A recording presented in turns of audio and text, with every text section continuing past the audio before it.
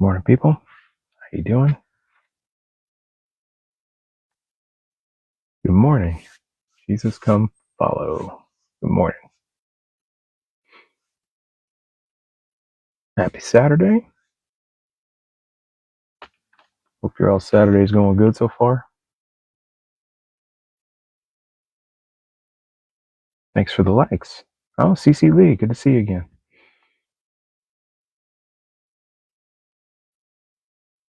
Appreciate the likes.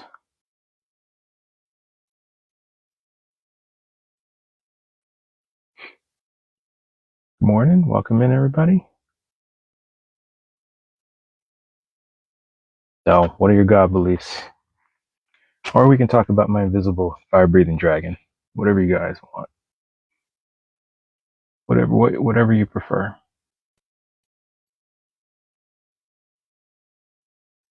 Good to see you, CC Lee.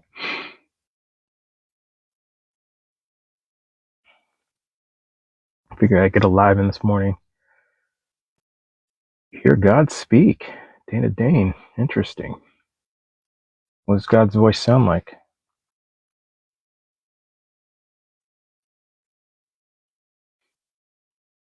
Get my notepad ready.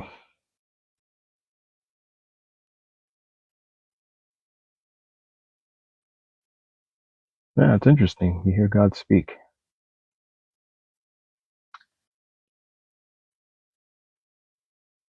Calm and has authority. That's so weird. That comment was filtered. I don't know why.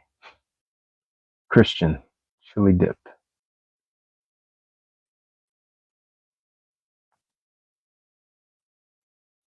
Always the same.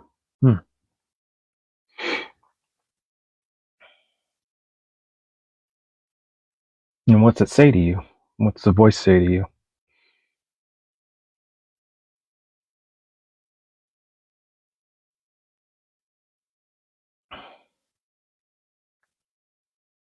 Yeah, I get a lot of Christians in my lives.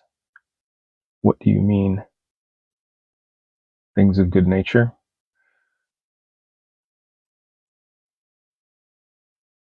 Just saying I get a lot of Christians in my life because I think it's because of location, where I live.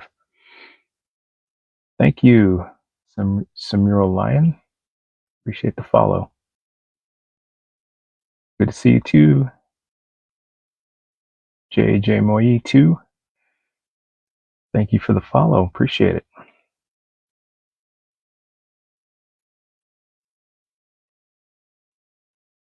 Well, who's ever got me 1,000 likes, I really appreciate it. That's amazing. To interact with a person at that moment and word to say to them, "You follower of the Christ. Jesus is King forever and he will come again in glory." Yeah. I'd be curious to know how you know that. Okay, we got our first guest and we got 1,000 likes. So let's start with Gifty. How are you? Hello, how are you? Oh, pretty good. What's your acronym stand for? It's just my name. Like my name is actually Gifty. I just put it in there just to, give myself As an acronym? Yeah. Okay, cool. All right. I thought it would be a very creative acronym. Maybe you should come up with one. I should. That'd be kind of neat. So, all right. Well, so what's your God belief? I believe God is real. Okay. And not just some of us grew up with our parents telling us God is real. And I believe God is real because I feel like I've encountered Christ. Like I've dreamed, the word would be dreamt, right? I've dreamt about Sure. I dreamt about Christ before. And I gotta clean my camera in 1 sec. Keep going. and when I pray, my prayer is answered. So I know that might not be a ground basis on why God or why I believe Jesus is real, but that's why I feel like God is real. Okay. So, All right. Well, one thing is I'm not here to bash anybody's belief. and then tell you it's not real or anything like that. Is I think we're all entitled to believe whatever we want to believe or not believe. So there's no judgment there at all. I think my interest is the part I'm interested in is why you believe it and then how you figured out it's true. I think that's the most interesting part for me. Not so much what you believe. So yeah, so let me go there. So is it because of these answered prayers and these encounters of Christ that make you believe it? Yes. And the whole thing with life is like if you don't get a what's the word? If you don't see any progress or if you don't see something happening, you won't believe it. So yeah, seeing is believing, right? Right. So if you're seeing progress, and if you're praying, you're seeing progress, and if you're feeling progress or something like that, you're going to start to believe that something is something.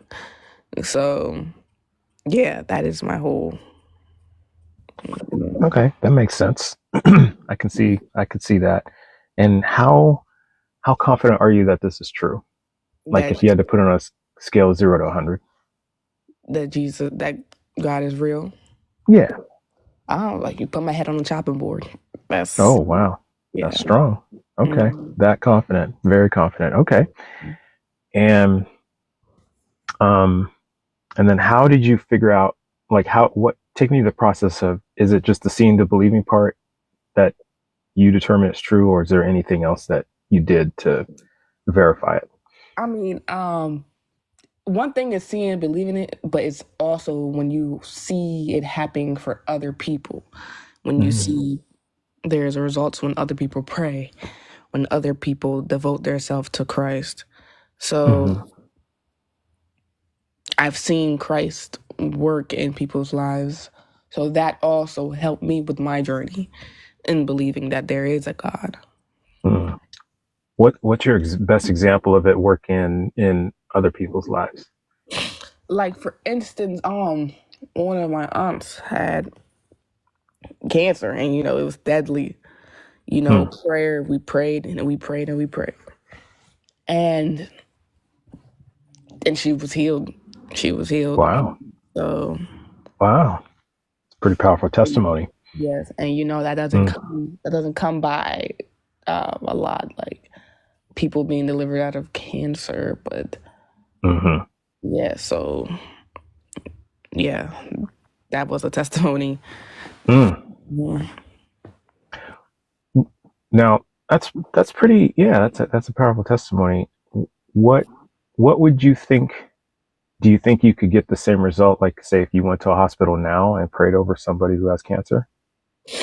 If I was to pray over somebody that has cancer now, I mean, yes, I believe if we pray and we truly believe that our prayer is adequate enough to,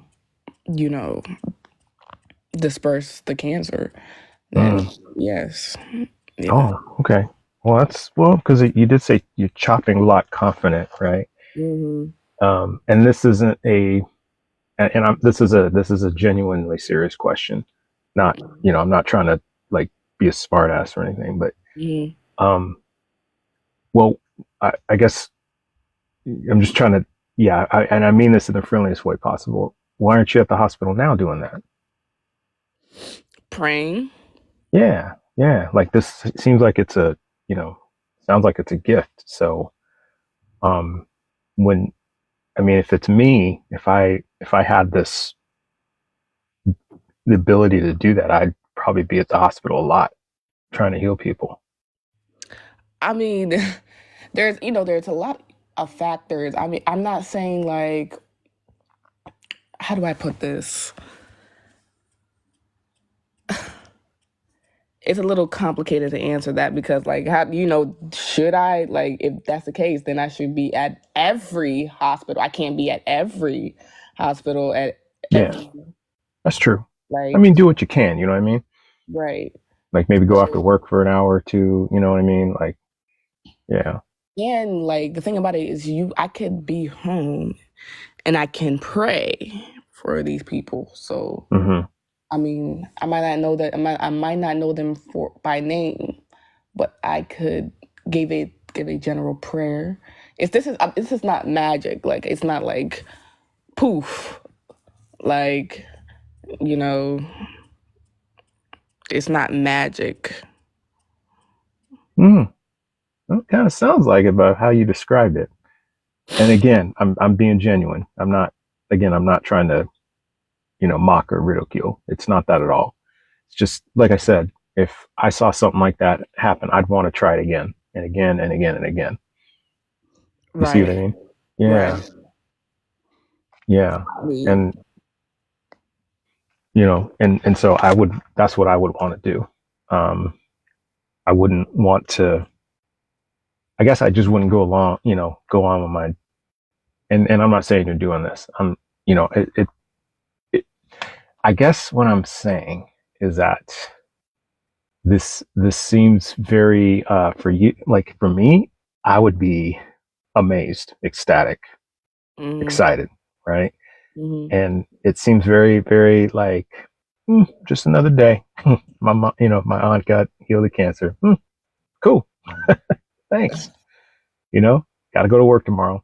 That's what I mean. It's very, very, like it's ordinary. I mean, it's like even my thing is, even when atheists don't believe in Christ, don't they continue with their lives?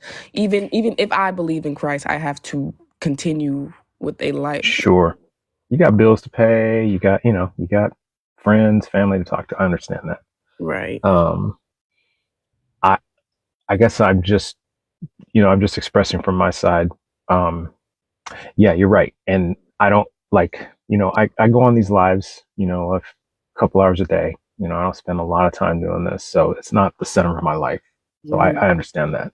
And I'm not shouting it from the rooftops. I'm not wearing t-shirts, God isn't real. I don't do any of that. No. And then even from this perspective, I'm just asking people, why they believe what they believe.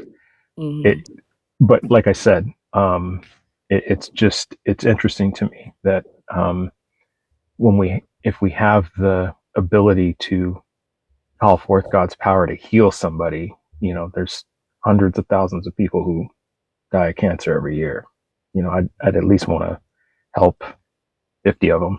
You know what I mean? Like even one a day. I mean, maybe a drop in the bucket, but it's something, like it'd be like for their families, for that person, it would be amazing. Like what would it do for their lives? Right. You know what I mean? Yeah. So that's what I mean is, so I'd be there at least every weekend or once every weekend praying for people to heal them.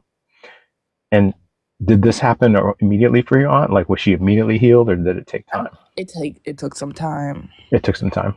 Yeah. Yeah. And have you been able to measure, like you said, hey, I can sit in my living room and just pray for everybody, which, yeah, I imagine that's true. How do you think we could measure that to see if the prayers that you're saying for people in general? I wouldn't say I measure it per se. I would just believe that God would intervene on behalf of my prayer. So, if that makes sense, like that's pretty much. Yeah. Yeah, I think I understand that. Let me ask you this: if you could verify, like later, that say, the prayer was coincidence somehow. I don't know. I wouldn't know how to do it, but if you could verify that it was more of a coincidence than actual, what would that do to your belief? Like, would that affect your confidence at all? No, because I don't think it was coincidental. Like, it wasn't. Okay. But I mean, if there was verification that it was, and you verified, yeah, it was a coincidence. It wasn't because of our prayers. Like maybe, the medication that she took kicked in, or I don't know, something like, would Well, that affect, would that adjust your confidence at all? for me, Would that change it? everything derived from God. Mm. So everything derived from God. So the reason why man can even have these medications is because of God. So Got it. us confirming that the medication was the reason it worked. Okay, I mean it was because God created this earth. Okay. I see what you're saying. And so it sounds like this belief, everything is derived from God, that seems to be the The core. core belief. Because if you didn't believe that, then maybe you wouldn't believe that prayers would work. Would that be fair to say? Right. Yeah. Okay. And so if you found out that everything wasn't derived from God, then would that lower your confidence? I feel like Not that you would, but if you did. It's just an if. if I found out that everything wasn't derived from God, then simply there isn't a God then. So you get what I'm putting down? That makes sense. So yeah, that makes sense. What would your life, how do you think your life would change if you found that out?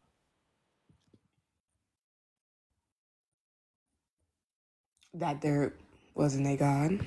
That everything wasn't derived from God? Yeah, just start with that. But yeah, we can go that far if you want, that there is no God. How do you think your life would change?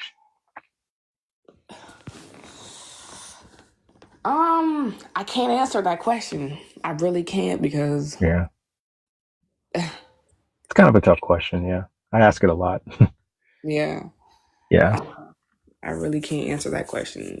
There wasn't a God. Yeah.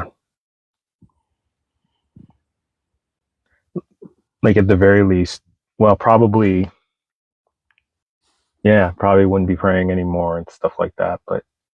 Um, but do you think like it would affect maybe like your job, or if you go to school, or maybe interactions with family, maybe? Do I think if there wasn't a God, like would it affect my school and all that?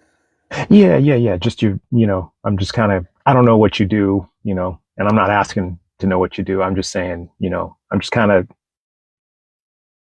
saying, if you do go to school, like would it affect, would it affect your school if you go to school, or if you have a job, would it affect your job at all? Yeah. I feel like believing in God or following God's word comes with a certain structure, like, and that aligns with life and all that. Like, Structure. yeah, it would affect a lot. It would affect a lot of my daily interactions and stuff like that because, like, Mm-hmm. I would say, like, me knowing Christ creates like a sense of calmness and I don't know, wholeness. So like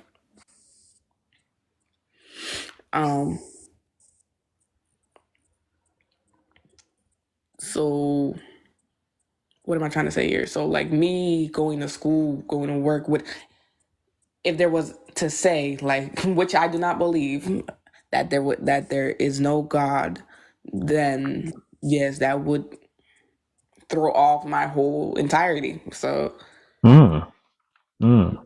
Yeah, you talked about the structure. Like what kind of structure does it give you? Like in terms of maybe, because I see structure in different ways. Like for me, like my business calendar gives me structure, so I know what to do. My task list give me structure. right. So there's Yeah. the Bible Mm-hmm. that gives us structure. Mm-hmm. So the Bible, it tells us, do unto others as you want unto, that you want done, that you want done unto you. Mm-hmm. So Mm-hmm. Okay. Like to do unto others. I mean, maybe so things like that, like the different. Right. Oh, what would that be called? I guess, is that a commandment? I think it's called, yeah, I think it's considered a commandment, right? So like the commandments. Right. Okay. So Okay. from the beginning of time, like Hmm. from the beginning of the Bible, like the Bible gives you structure. Like, Yeah. I mean, for those who believe in Christ, that is. But Yeah. Yeah. That makes sense. Well, yeah, like for me, I'm totally on board with do unto others as you would have them do to you. I am totally on board with that. And so do does a person have to have the Bible to have structure?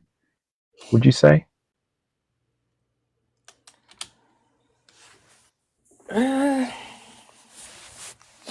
I mean, I feel like the Bible was an open way, a gateway to help people understand like boom, boom, boom, like like Yeah.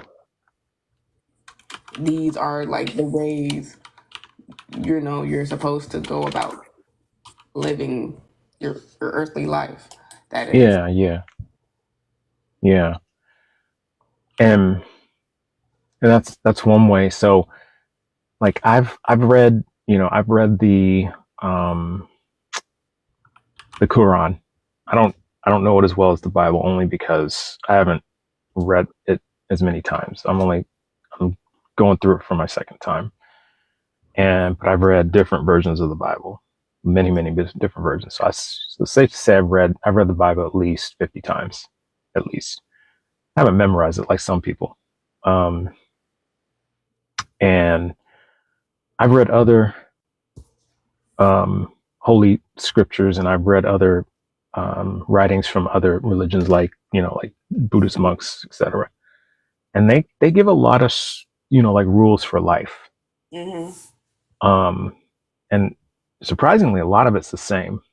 There are some differences, but a lot of it's the same as in the Bible. And so does the structure that the Bible gives, does that make it true? I mean, like let me reiterate this. Like to, Sure. to like everybody has their own decision making. So Yeah. it's really like for me, it's not by force. It's not by force for someone to believe in Christ. Yeah. It's not by force for someone to believe that there is a God. Like it's really Yeah. you that it like that's between you and God if you believe there is a God. Okay. I agree So with that. like I believe the Bible is the one and only Bible. Hmm. Someone out Hmm. there is going to believe, well, there's this and that and this and that and that and that. But Yeah. it's really up to who like what you want to believe in. For me, it's like if you know about God, like I said, if you know about like the only thing is you should know that there is a God. But Hmm.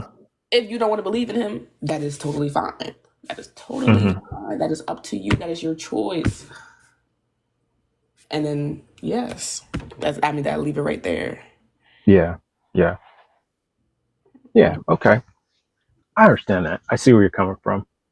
Okay. One more question, and then you can ask me anything you want. You can grill me if you want. I think I've asked you enough questions, but I appreciate it. Mm-hmm. Um, so if that's the case, yeah, I think I agree with you that, people can believe what they want, and yeah, it's between them and their maker. That's what people tell me a lot. You not believing God, that's between you and God. And I'm like, okay, that's true. Um, and I agree. So, if we were to really focus on the truth of whether or not the Bible's true, whether or not all these other Mm-hmm. religions are true, and if they're saying a lot of the same things, and how could I figure out it's true then? Like me looking on the outside, like if I want to pick one that's true, how could I figure that out? If they're saying a lot of the same things, subtle differences, but A bone to pick on. yeah, I guess. I mean, like if they're all given structure in some way, Okay. Maybe very My simple. question, Yeah. my Yeah. question is, how do you know you're breathing? Um, the reason I know I'm breathing is because of all the evidence that I am. Like uh, the mechanism that Mhm. occurs, the results of that, because it means you take in oxygen. That means my body's getting enough oxygen. I'm conscious. My body's not shutting down. So there's different ways. There's different clues. Yeah. Okay. And I was gonna say, like, also another one. So when you are chewing a bone, how do you know you're chewing a bone? Chewing a bone. Yes. Okay. Okay. That's what you said. Okay. Um, yeah, I'll bite down on I'm chewing my food and I feel something hard between my teeth and it So may, yeah. So you tried it. So yeah, the thing about it is, have you ever, like, my question to you is, have you ever tried to read the Bible? Have you ever tried to pray? Have you ever tried to, yeah. um, like, encounter Christ? Like, and not the Christ that people are portraying. I mean, because I feel like when people are portraying Christ, they're more portraying the devil. Like, it's always the devil, Mm. the devil, the devil, the devil. But like, have you actually tried to pray and find Christ? Like, Yeah. I have. And now it's interesting because, because I grew up Catholic and went to Catholic school almost my whole childhood. Was going to go in the seminary. Was a biblical scholar. Was a major religion philosophy of religion. So I said I've read the Bible many, many, many times. Talked with other biblical scholars. Talked with pastors of other faiths. Like we did a lot of interfaith stuff. mm-hmm, Discussions and debates and things like that. I was out and out converting people. I was praying on people, laying hands, doing all that stuff. So mm-hmm, yeah, yeah, yeah. And many times I thought I healed somebody. Many times I thought I did something for somebody. mm-hmm. Um, you know, uh, I was the guy in the courtyard with the microphone and the speaker. That was me. Okay. Um, so yeah, I think I've been, you know, I've done that. I think I've done that. And so I so I eventually got to this where I'm at. Just the more I read the Bible, the more I studied other religions, the less everything made sense to me. So so I just eventually got to this space. And I And understand. yeah, I'm sorry when you just brought like something up in my brain because I went to Catholic school sure, myself. In sure. Catholic school, like, mind you, I grew up in like going to a church that is non-denominational, and Hmm. Catholic school just it didn't help. Like Catholic school just I don't know, nothing in Catholic school made sense to me. I'm not gonna lie to you, but Yeah, so yeah, that threw me off, and I went for like a good I don't know 6 to 8 years I think. So yeah, yeah, like. But that's a whole different conversation. Like the different like sure. denominations. Yeah, that's a whole different conversation.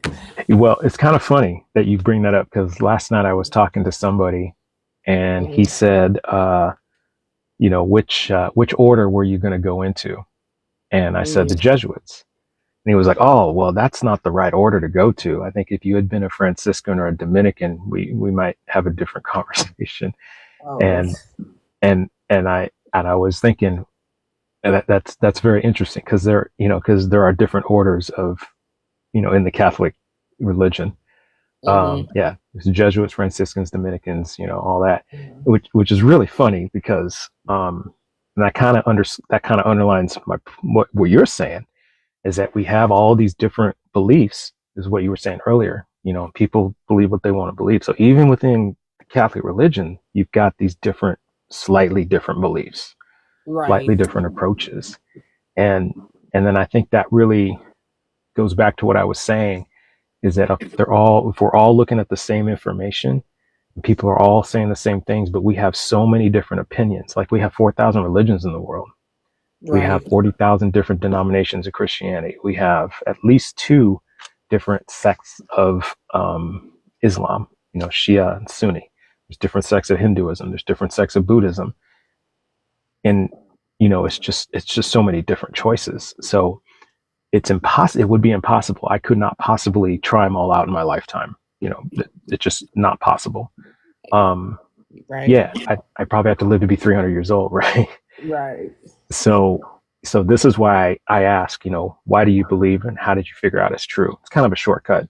So it kind of goes back to how do I figure out it's true? If I wanted to really figure out it's true, how do I figure that out? If you want to really figure out that God is true. Yeah. And that would be the basics of it. Oh, I'm sorry. Go ahead. What were you saying? Like I said, you have to encounter something. I can't tell you, okay, here it is. I can't tell you God is real and you just believe God is real. You got to go seek that for yourself. Okay? You have to go and seek that for yourself. You have to see something to you have to see to believe. You have to feel to believe. I can't just tell you Christ is real and you just believe Christ is real. Like you can tell a 1-year-old Christ is real, but when they're 12, when they're 12 or 13, and they actually start to encounter Christ for themselves and do things like pray, read the Bible, and whatever it is that they set out and intend to do, that's when they can tell you whether Christ is real to them or it's not, or he's not.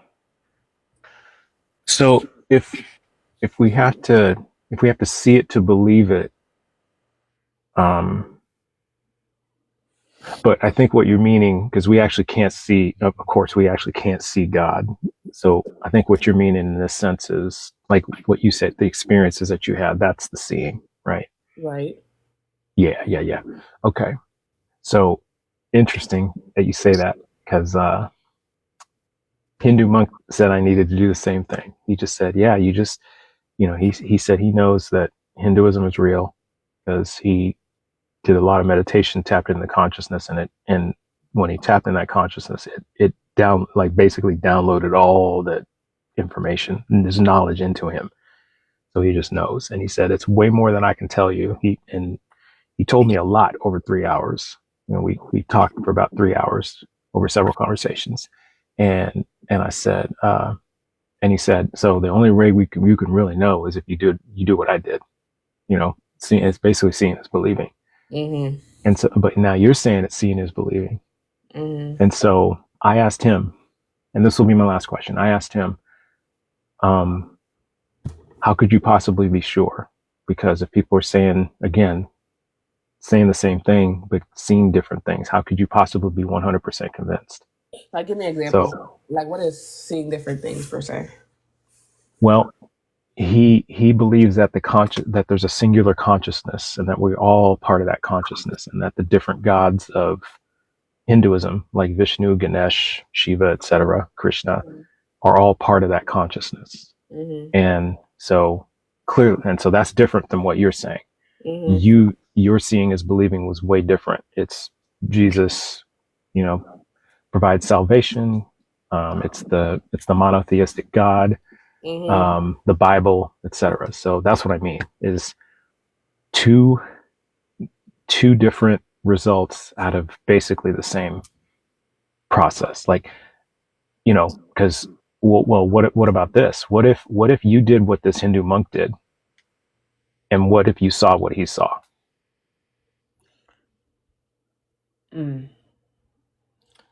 Well, again, I can't even answer your question because because my mind is so fixated. Yeah, that's fair. But the thing about it is, like, I believe that there is one God, heavenly above. So I can't. So I like to say, like, if I was to do because I would never do what he's doing to see, and he would never do what I am doing. So it's probably true. Yeah, because I asked him the same thing, and he said I wouldn't need to. He said I don't need to do that. Yeah, it sounds like you would. That's the same for you. Okay, and that's fair. That's fair. Yeah, I do ask tough questions. I like, you ever get those little finger traps in the little vending machines when you were a kid? Yes. That's kind of like what my questions are, but it's easy to get out of. You just don't pull too hard. Right. So, yeah. So no, I appreciate you coming in though. You asked good questions. Yeah. Like, you had me for a moment. I was like, let me think a little bit. Let me think. But yeah, and that's what they're designed to do. It's just to get us thinking a little bit, and maybe some of this will stay with you for a bit, and hopefully you'll come back and maybe you'll have some different insight. Maybe you'll have something else for me, because I've had I talked to a dude for like the fourth time yesterday. And, we were just going over it because he had more questions. He had more to say. So, but yeah, that's all I got. But is there anything you want to run by me or say, ask? No. Well, thank you for having me up here. Thank you for having me. Yeah, I appreciate you coming up, man. This was very nice. I appreciate the conversation. Have a good day. All right. Have a good day, Gifty. Take care.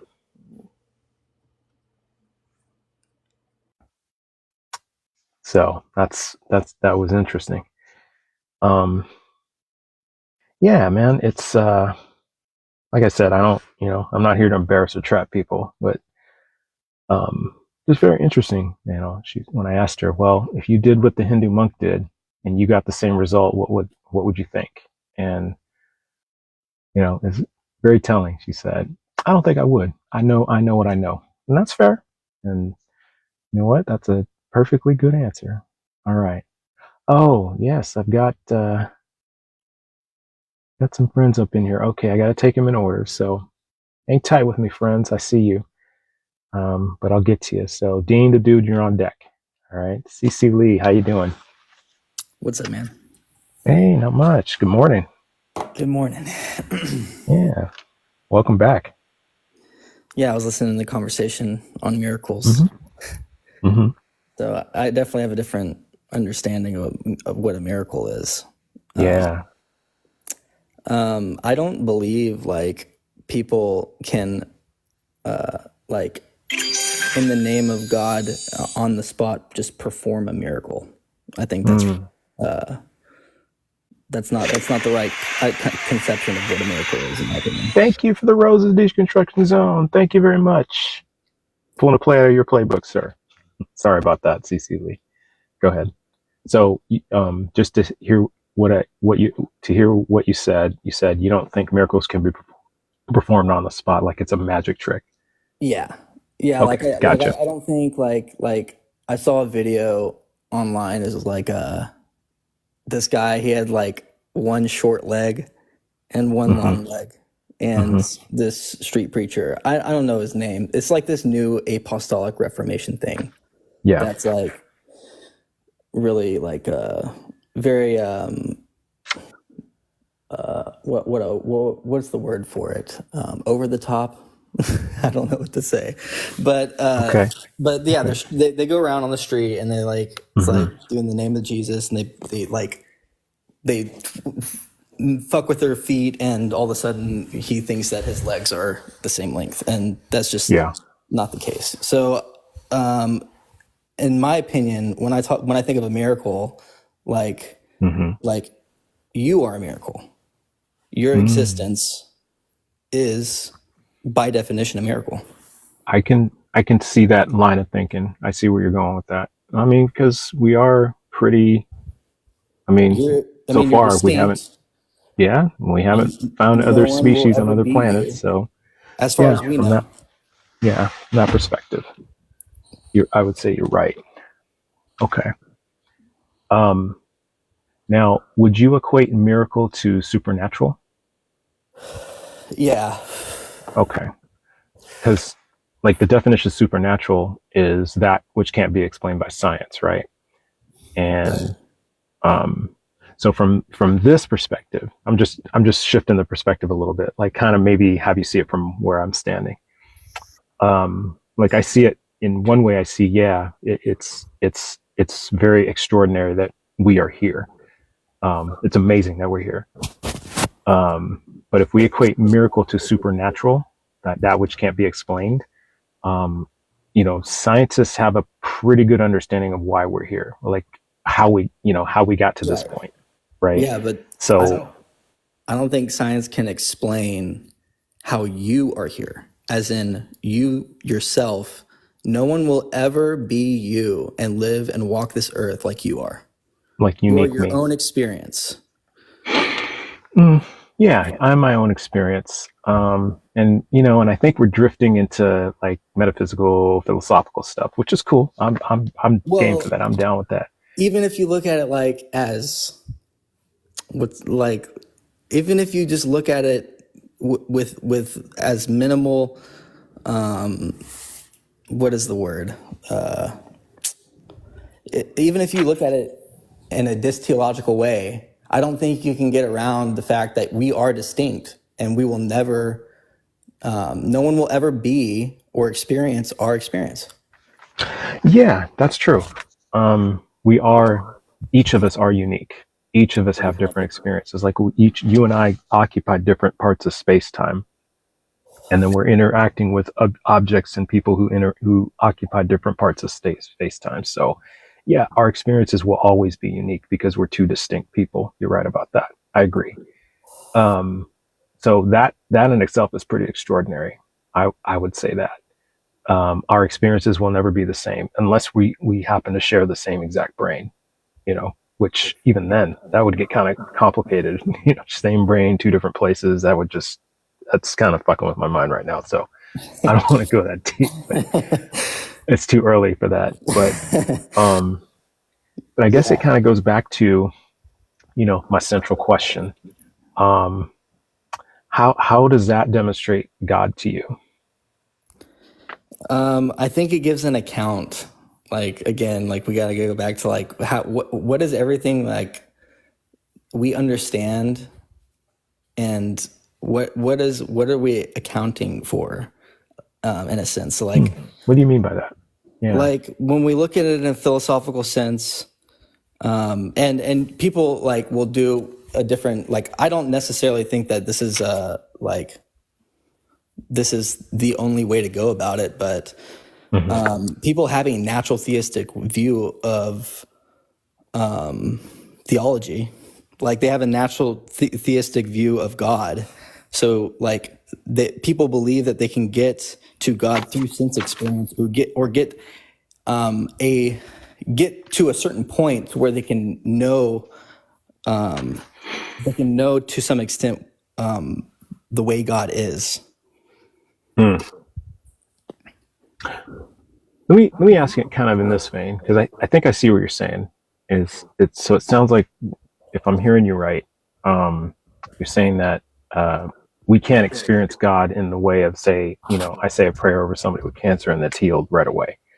That's not how we experience God. Am I right? Am I with? Okay. So it sounds like then that God is. There's like a. I guess it's things that we understand.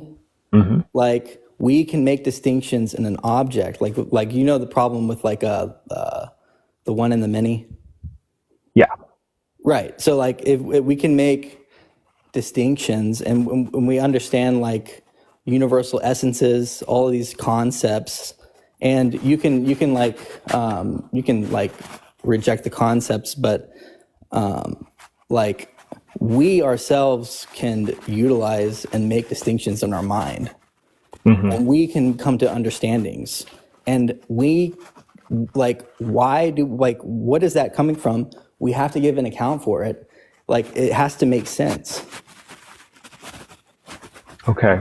So if things have to make sense, so in that sense, are you saying that since it has to make sense, then the way to do that is through the God lens, right? And then it makes sense. Okay. It does, yeah. Okay, and Okay, and then so for Well, I guess by default it does, but by default. Now how? I mean, Yeah. because you got to think, like, we're talking about a mind that is external from yours that gives an account for all of these concepts that we universally understand. Mm-hmm. So like And you can go to the nominalist view yeah. and go that route, but I mean, is that your position?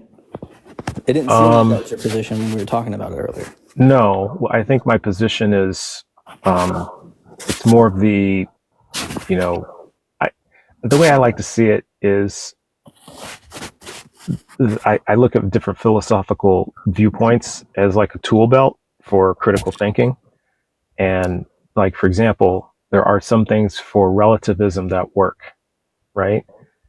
You can take a relativistic approach to analyze something, but then it won't work for other things, right? Like if you took a relativistic approach to things that are more material, it just falls apart and breaks apart. It's almost like, if I'm trying to fix a car and I just grab the wrong tool and I'm trying to fix the car, and I could potentially screw the car up even more. Like, right. Like if I used a flathead screwdriver to loosen a Phillips head, I could potentially strip it. So I have to use the right tool, and so that's kind of how I see it. So, so then I would say, okay, well, from that view, yeah, I can see that. But now kind of what I'm seeing though is that you're saying, well, if I assume that God exists, then all these things make sense. Well, it's not really that, but I get what you're saying. What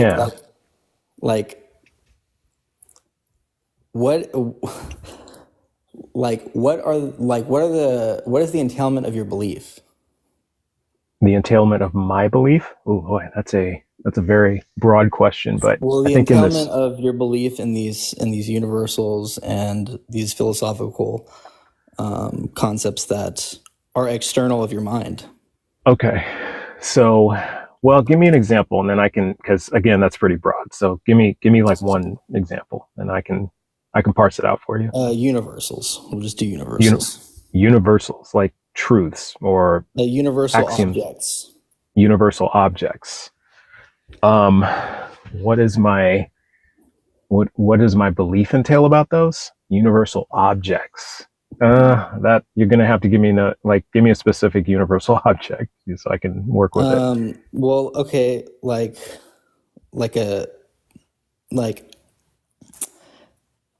do you believe that we'll just give you as the example. Do you believe that you have an essence? An essence. Yeah, see, that's a very amorphous, nebulous word. So then I'd have to ask you, what do you mean by essence? Because that could be spirit, that could be animus. Well, let's just take a tree. Yeah. Does a tree have an essence to it? Well, yeah, again, I'd have to know what you mean by essence, but in terms of what about the tree makes it a tree? Leaves, bark, branches, roots. But that could be a bush. Photosynthesis. Yes, it could. And so there are specific properties of it. And, I'm not a botanist, but you're right. Those basic things would indicate that. And it could be a plant too, because there's plants that have bark and stuff like that. But specific things about it. What I imagine wood, but yeah, bushes have wood. But then there's specific things about that wood. Like the attributes maybe the singular branch growing into further branches. The attributes themselves are not the object. They're just attributes that make up the essence of the object that we can understand. Like you can look at a cat and you can take out the eyes, you can take the ears away, you can rip off its tail, and you can still understand that it has catness. It is a cat. It has the essence of a cat. You can't take that away from the cat. Yeah, I mean, I would also say that, yeah, because those are the outside features, but the way we could, like, let's just imagine we found a carcass of an animal, and we could figure out what it is by testing its DNA. Right. So yeah, in that sense. So we wouldn't, like, and if it's at a stage of decomposition that we can't tell what it is, then we could that's one way we could figure Right. it out. Yeah, I agree with that. Or look at its skull, or look at its skeleton, and Yeah, say, yeah, it's got you the can even features. kind of do that from the mind just by if you have a knowledge and you look at the skull and you see it and you're like, I know that's a cat, Yeah, right? Like, so yeah, our minds can make things out, pull these distinctions, understand this. yeah. Our minds can do that, and on the other side of it, though, like, for example, um, like a pig fetus, a dolphin fetus, and a human fetus all look the same at at a certain stage of at a certain embryonic stage. So so I'd say in some ways we can't tell the essence just by looking at it. We can, but the essence is that they're all fetuses, right? Yes. But we couldn't. But which fetus wouldn't be able to say. Yeah, I mean, to be honest, I wouldn't have the knowledge to understand to make those distinctions, right? Yeah. That's only because I've seen the pictures of them. That's all. but yeah, you can look at the pictures later, when we're done talking, and you'll see what I mean. I guess, kind of going back to that. So, like, when we tie this all back to the concept of God, like the existence of God, what would that mean then? Like, how would you say this relates to the, like, essence of God? Well, I'm just asking you then, like, I'm asking you if you believe in an essence, if you believe in these concepts. Going by how you framed it, just this brief little conversation that we had, like this piece of the conversation, I would say yes, because if you frame essence within the context of properties of a being, then yeah, Okay. that I would agree that's essence. So, But again, like I said, everybody has a different definition of essence. So I'm just going with what you're saying. okay. So you yourself, you think that this is a logical, reasonable stance. And so I would. Yeah, I mean, so far I'm with you. I'm not 100% sure where we're going with this, but yeah, I'm riding with you. Is if it is a universal, then how are we how are we able to make a universal claim over it? Because if our mind is finite, then we're making these distinctions from the external. Then I'm asking you why you believe it. Okay, I think I see where you're going with this. So, essentially, what it boils down to for me, is that, for me to believe in the existence of a God or gods, whatever it is, a higher power, I'll just put it like that. There must be verifiable, testable, repeatable evidence. Doesn't have to be physical, because there have been many things demonstrated without material evidence. But the other things have to be in place. Okay, I feel you. I understand. All right. So that's my thing. So when we're moving over to these other things, this kind of went with the sense experience route, but okay. So how about this? All right. Why do you think that Christianity is false? Because when you were in, when you read the Bible, are you only because you said you read the Bible a lot, and I believe you. And you went to school, and I'm just curious. It's like, do you need the tradition to understand the Bible? I don't need the tradition to understand it. Yeah. You don't. I don't need it. No. Now I grew up in the tradition, and in fact, even growing up in the tradition, yeah, I mean, because the simple reason is the Bible doesn't make sense, and that's for me. And so I grew up in the tradition, and even growing up in the traditions, because remember, we can all agree the Catholic faith is the original faith. It's what everything else sprung from. Which Catholic faith? It's the original Christian faith, like the first one. West or East? That's a good question. So, you know what? No, it's I don't an know. Easy question, bro. Think about it. West or East? No, I can't. If you look at the doctrines, I don't know if they were. Yeah, that's the thing. I can't remember if it was actually called Catholicism before the split, and if it was that and Orthodox, or if they called it something else. So I just can't remember. So yes, it is an easy question. I just don't remember the answer. So please tell me. Well, I mean, I'm just going off of like if you're going off the first 500 years, we have some established doctrines, and right. if you reject the political appeal to the papacy, then that's the clear cutoff. So that's the clear cutoff. Yeah. So what was it called before the cutoff? That's what I mean. Yeah. That's what I'm asking.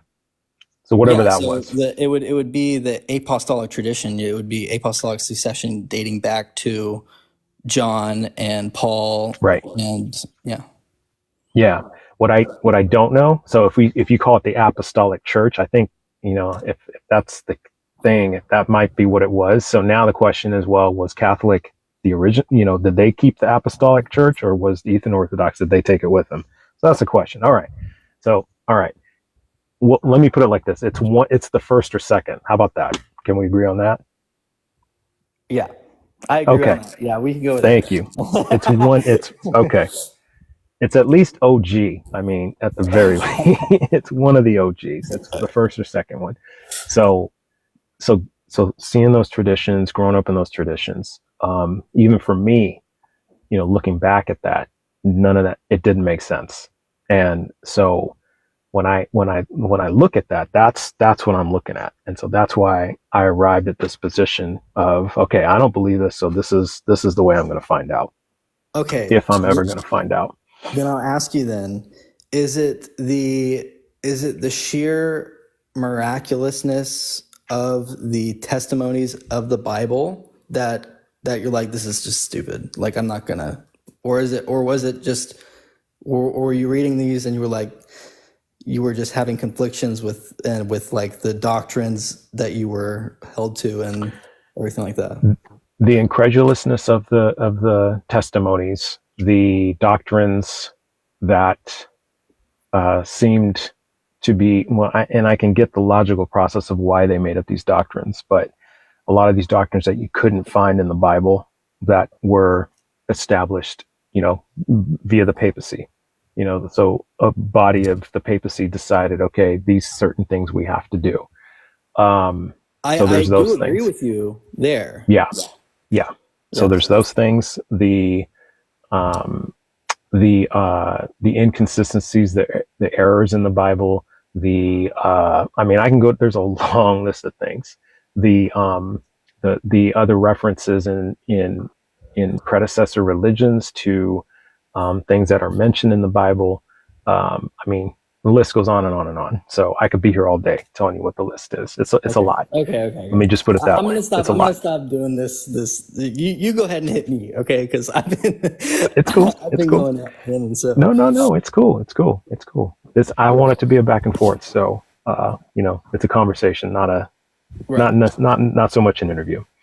But I think that's the central thing for me. The central thing for me is, I don't think this is something that we can intellectually figure out.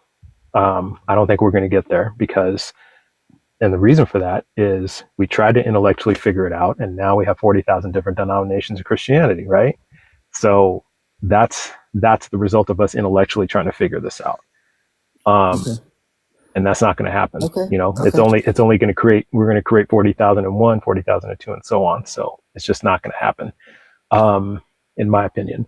So that's why I'm resting on, okay, we need some evidence. And I think we talked about before that there is the historical evidence. And again, there's, in my mind, there's no dispute about that. Biblical scholars, a majority of them, there is a near consensus, if not a consensus, that a person named Jesus walked the earth. Okay. No dispute about that. But that doesn't mean it's true. Yeah. Well, if that makes sense. Just to point out, like, just to say this one thing, because this kind of gets under my skin. Yeah. It's not you. It's not you at all. It's just in general. Say, rant away. Well, people say this, and it's like I watch like debates on this stuff all the time. Like, I've seen Richard Dawkins himself be pushed into the corner that Jesus did die. He admitted it in a debate. Like, he was pushed into a corner, and he's like, straight up, like, he went against his own book, and he said, yes, he did die. So, like, even like the secularists that reject the religion wholeheartedly, when they get backed into the corner with the evidence presented to them, they admit say it. that Jesus did die. He was crucified. So, like, it's not just Jesus walked the earth. He died, okay? And all of these testimonies were not just of his death, but after his death, and all of the prophecies in the Old Testament that he fulfilled. So, like, over thousands of years, dude. It's ridiculous, bro. It's ridiculous. You got 40 different accounts and authors. How many accounts within the Bible? It's absurd. Yeah, I hear that. And now, and we could go down this rabbit hole of all the prophecies that didn't happen. We could go down the rabbit hole of all the prophecies that were, that are misconstrued. We could do that, but I don't think that's going to be fruitful. It's not going to, we're going to be in the exact same place we are right now. So it's just going to be one big circle jerk. So let's just not even do that. All right. And so what I point to is there are claims of prophecies being fulfilled in Islam. There are claims of prophecies being fulfilled in Hinduism. There are claims of prophecies being fulfilled in other religions. Does that make them true? Well, no, it doesn't mean they're true, because, like, I have not seen, and I've looked at other things. I've looked into other religions. I've read into some Hinduism. I've read into some Buddhism. I understand a little bit of the philosophy of Buddhism. I have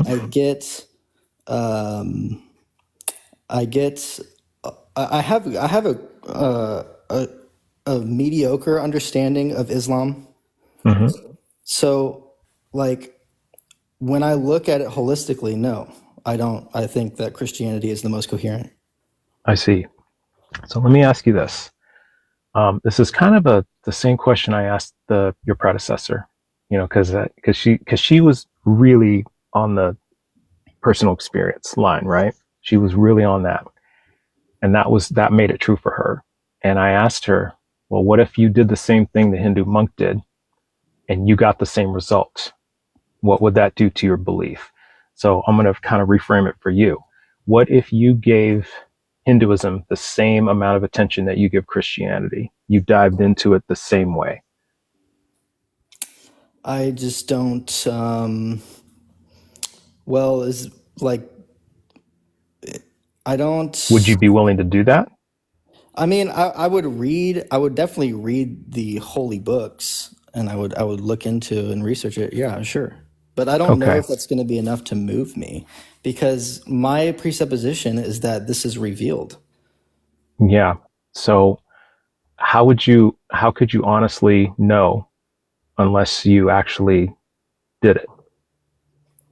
Because I see where you're going. You're saying, hey, this is what's been revealed to me. This is the truth. But if this Hindu monk is saying, this is what's been revealed to me, this is the truth, you two are saying the exact same thing to me. So, and I asked him, well, what if what if something was revealed to you in a Christian church or reading the Bible? Right. What would that do? And he's saying the same thing to you. Well, it wouldn't do anything because the truth's been revealed to me. But how do you know? Because if you two are saying the same exact, or saying completely different things, saying this with the same exact sentence, how do you actually know? Well, the problem is like, that's true. We're coming at it in different ways. Like, but like, I'm trying to give you like the most intellectual, like, yeah, you're doing a great job like, too. At the end of the day, like, I have the same feelings as she does. So it's like, it wouldn't be good faith to say like, I don't like it's all of it, dude. Like, I can't really like I can't give like a singular answer. Do you see why I'm fascinated by this? Yeah. Do you see why this is so fascinating to me? Yeah, it's literally like a whole change in life. And like the craziest thing is like genuinely when it comes to faith, I don't really understand it. I don't believe like you choose this shit, because like I 100% agree. You don't choose your belief. 100% agree. I was a fucking nihilist atheist, and all of a sudden, like, I understand more about the theology, and I get it now. Like, I just and I just accept it. It just makes sense. Yeah. And I don't know if everybody gets there, but but that doesn't mean that I like that doesn't mean that I have doubts myself. Obviously. Right.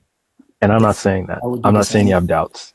But do you have to have doubts in order to verify something's true? Like, is that a requirement? Couldn't you just be sure of something and still verify it?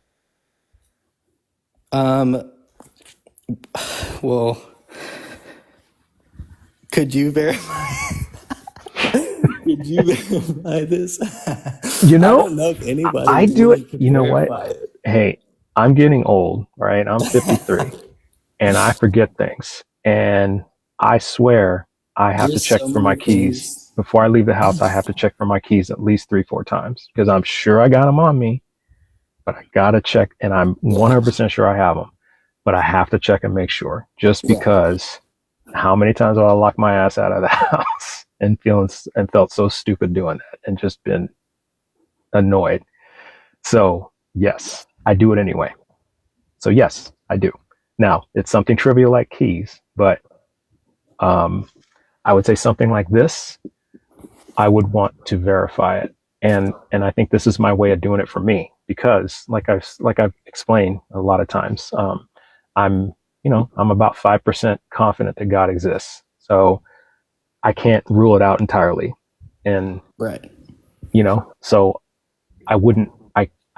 since I can't rule it out entirely, and this whole process of finding what people believe really fascinates me, this is a great way to exercise that. Then how about this? All right. Okay, and this is the last question I'll ask, and then you need to ask me questions. Okay, I'll ask you questions. All right. I thought I was, but okay, I'll ask you more. It's rare that somebody says, you got to ask me more questions, Trust. You're not asking me enough questions, but go on. Yeah, so what was I going to say? Damn. When it comes to the 5% thing, right? Like, what do you think all this is? Like, if you had to put yourself in a position and stand on a position, I know you say, like, you probably would say, I don't know, right? I don't know what's really going on.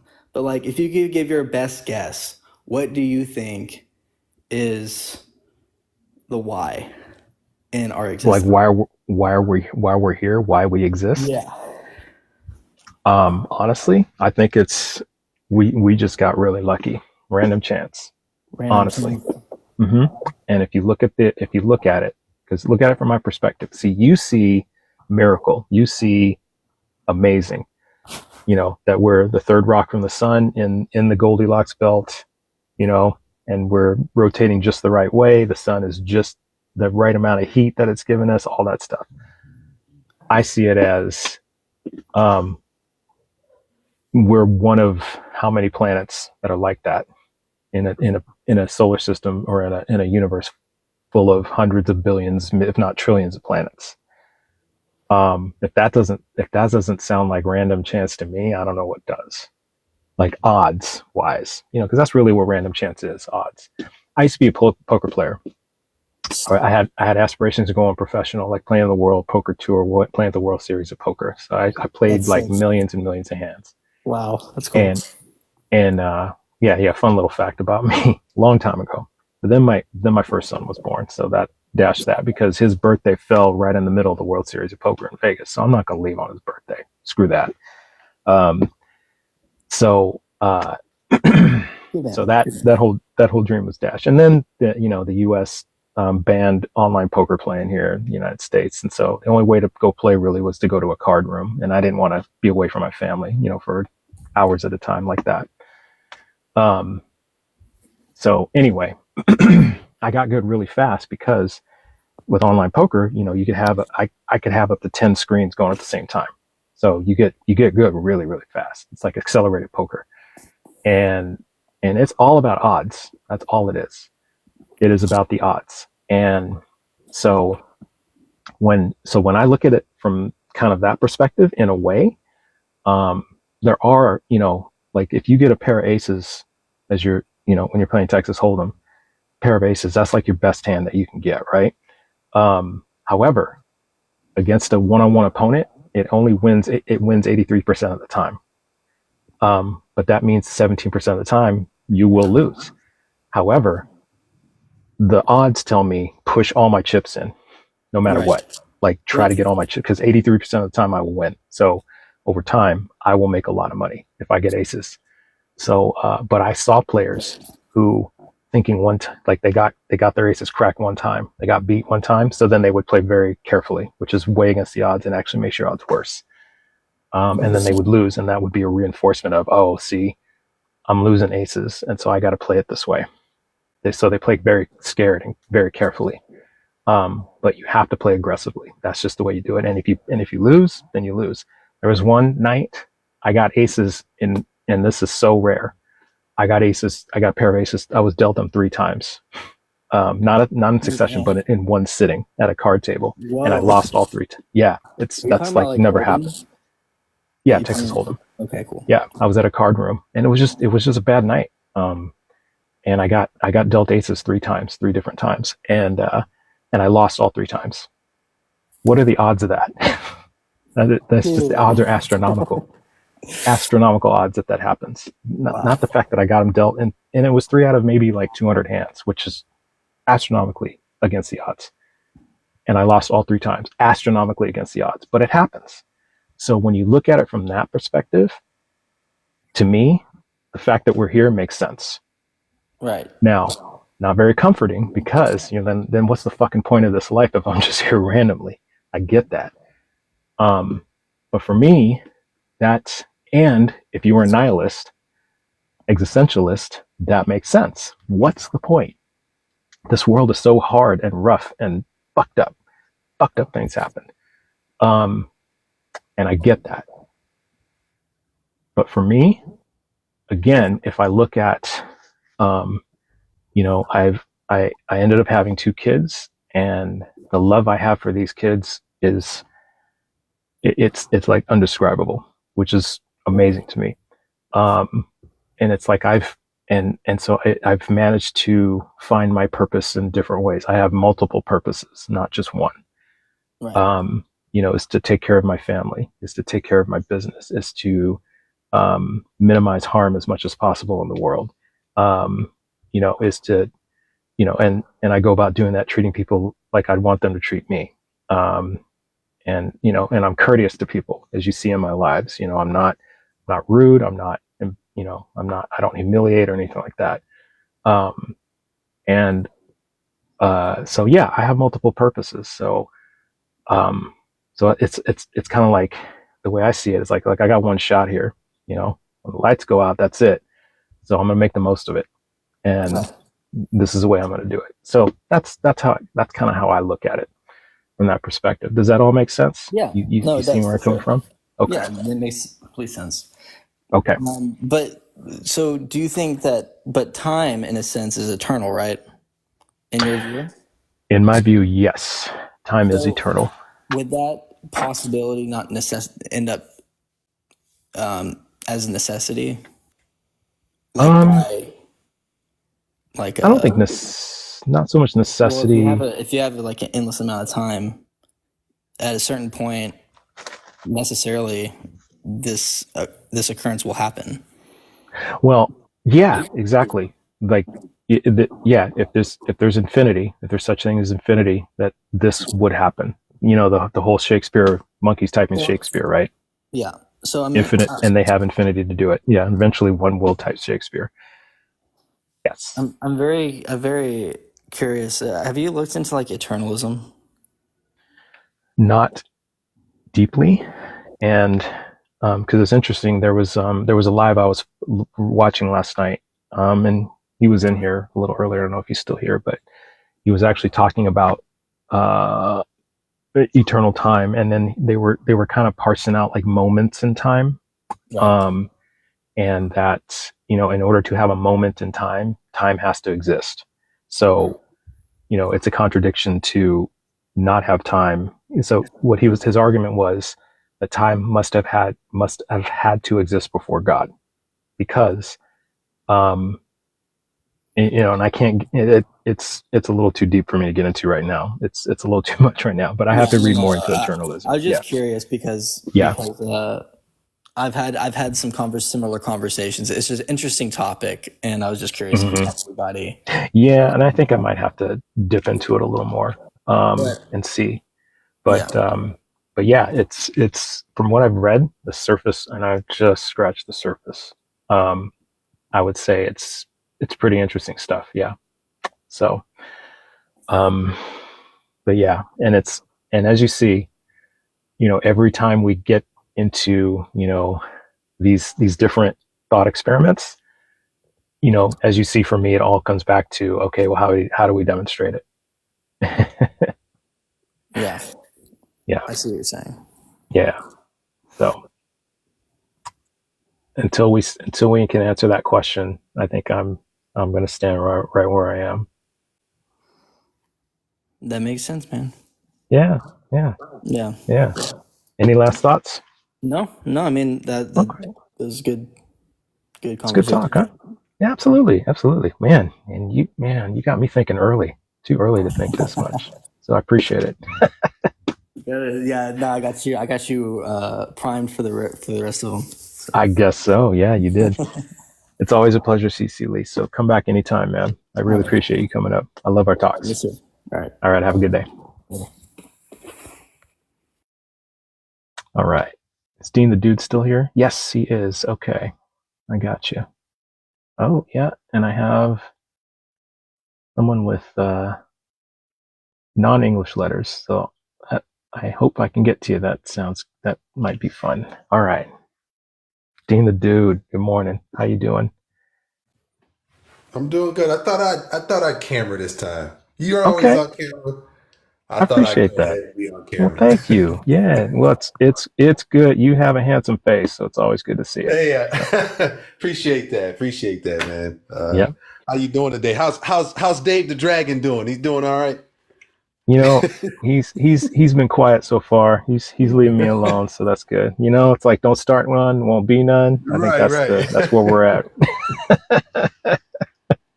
It's like every time I scroll past your live, you talking about Dave, man. I'm just like, you use that. You're like, oh, I'm gonna get these Christians now. I'm gonna talk to them about Dave the Dragon. I'm gonna get them now. Well, like I said, man, it's just the little kid finger trap that we get in the vending machine. That's all it is. That's all it is. So it's harmless. Yeah. No, so what's on your mind? So I think the last time we chatted, when we left off, well, we had chatted. I had talked about that it's reasonable to think that there's one truth, right? Yeah. It's reasonable to think that there's one truth. Yes, right? Very right. Here are your notes. Can't be two truths. So it's reasonable to think that there's one truth.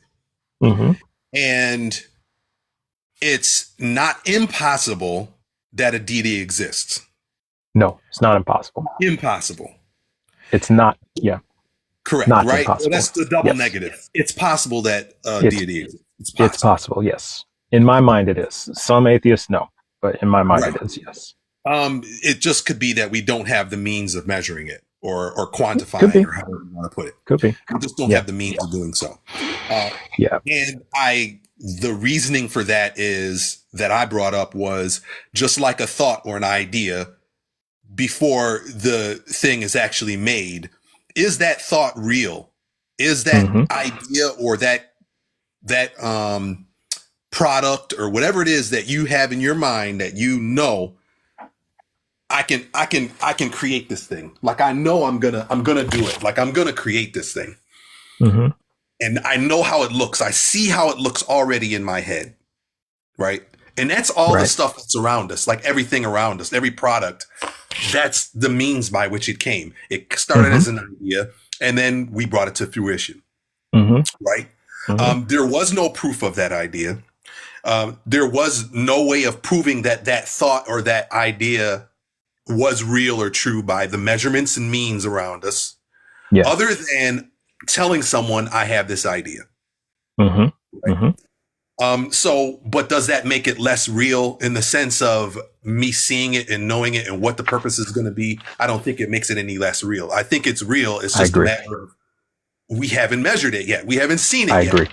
You can't say it doesn't exist in my head because it does. Every product and everything we see around us existed in someone's head at one time or another. I agree. Right? Yep. So if we believe that there's one truth and we believe that a deity is possible, and we believe that things can exist but not be measurable. It's just maybe you don't have the means of measuring it yet or couldn't exist. So that's the kind of foundation which I was kind of building on when we were last talking. Yeah, I'm with you. Yeah. Yeah. And I don't think it's unreasonable to say if there's one truth and I believe in a deity, it's not unreasonable to say that my belief in that deity, there's only one truth to it. Like, it seems offensive to say my belief is the only belief, but that's really not offensive in the sense that there's only one truth. Now, maybe I can't necessarily put a lock on that truth. Okay. But the fact that I can believe that there's only one truth, if there's a deity, it's possible that a deity exists. It's possible also that that deity is one deity and has one way, or we have one way of communicating, talking to, understanding that personality. Just like I'm a personality, you're a personality, you have preferences, I have preferences. If I believe that deity is a person with that creates things with a purpose, that has a personality or preferences, then I can reasonably say that if it's possible that this deity exists, it's possible that there's only one way this deity wants to be communicated to.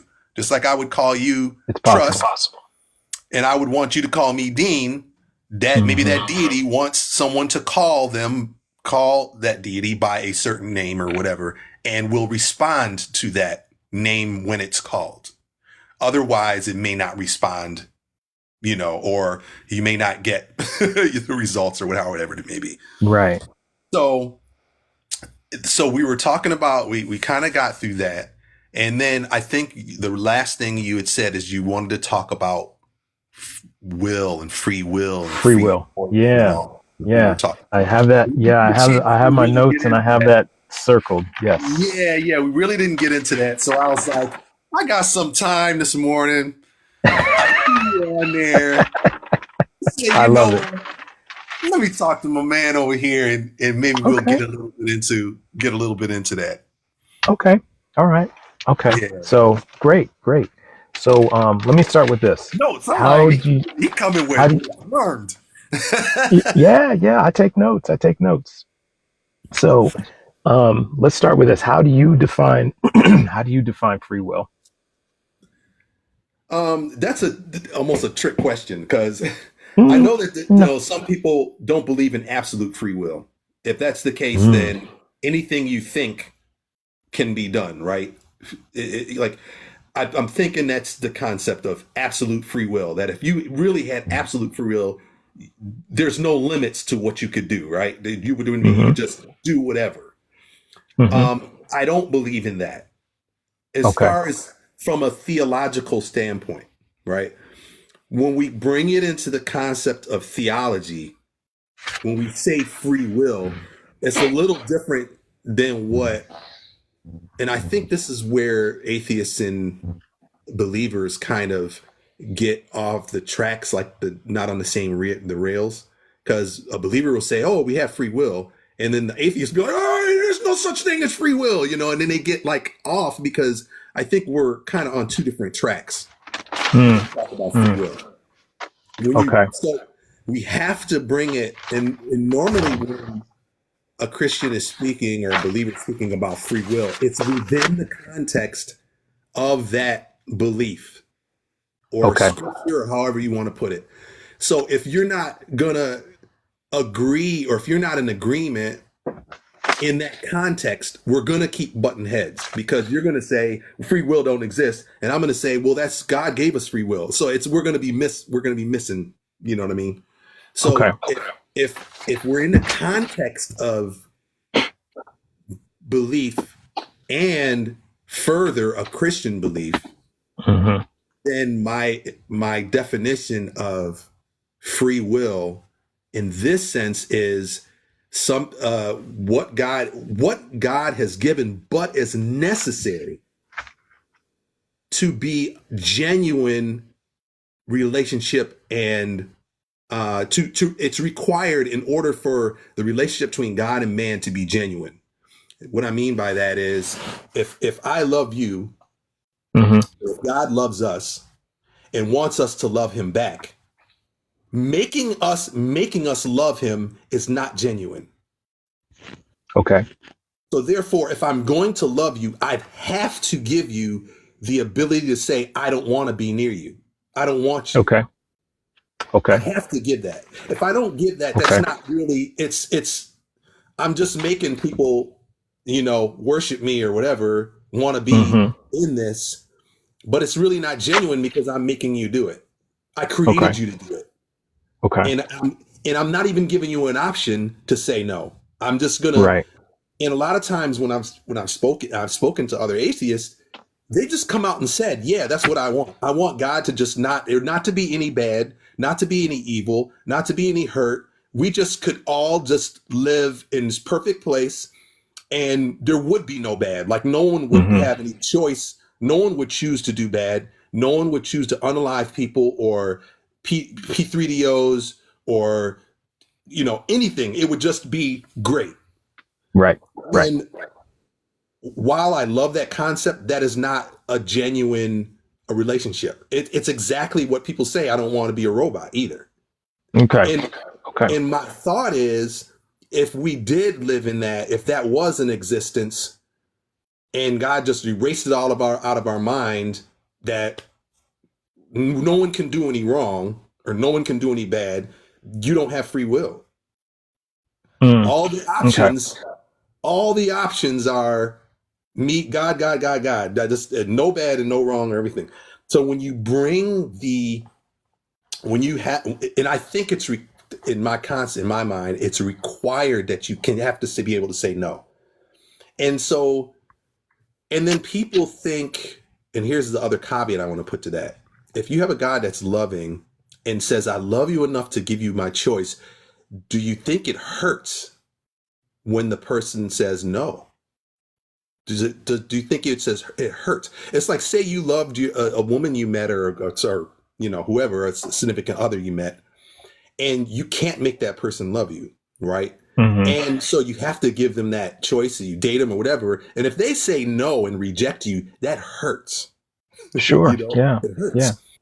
So the other side of that is, God has to say, am I willing to be hurt?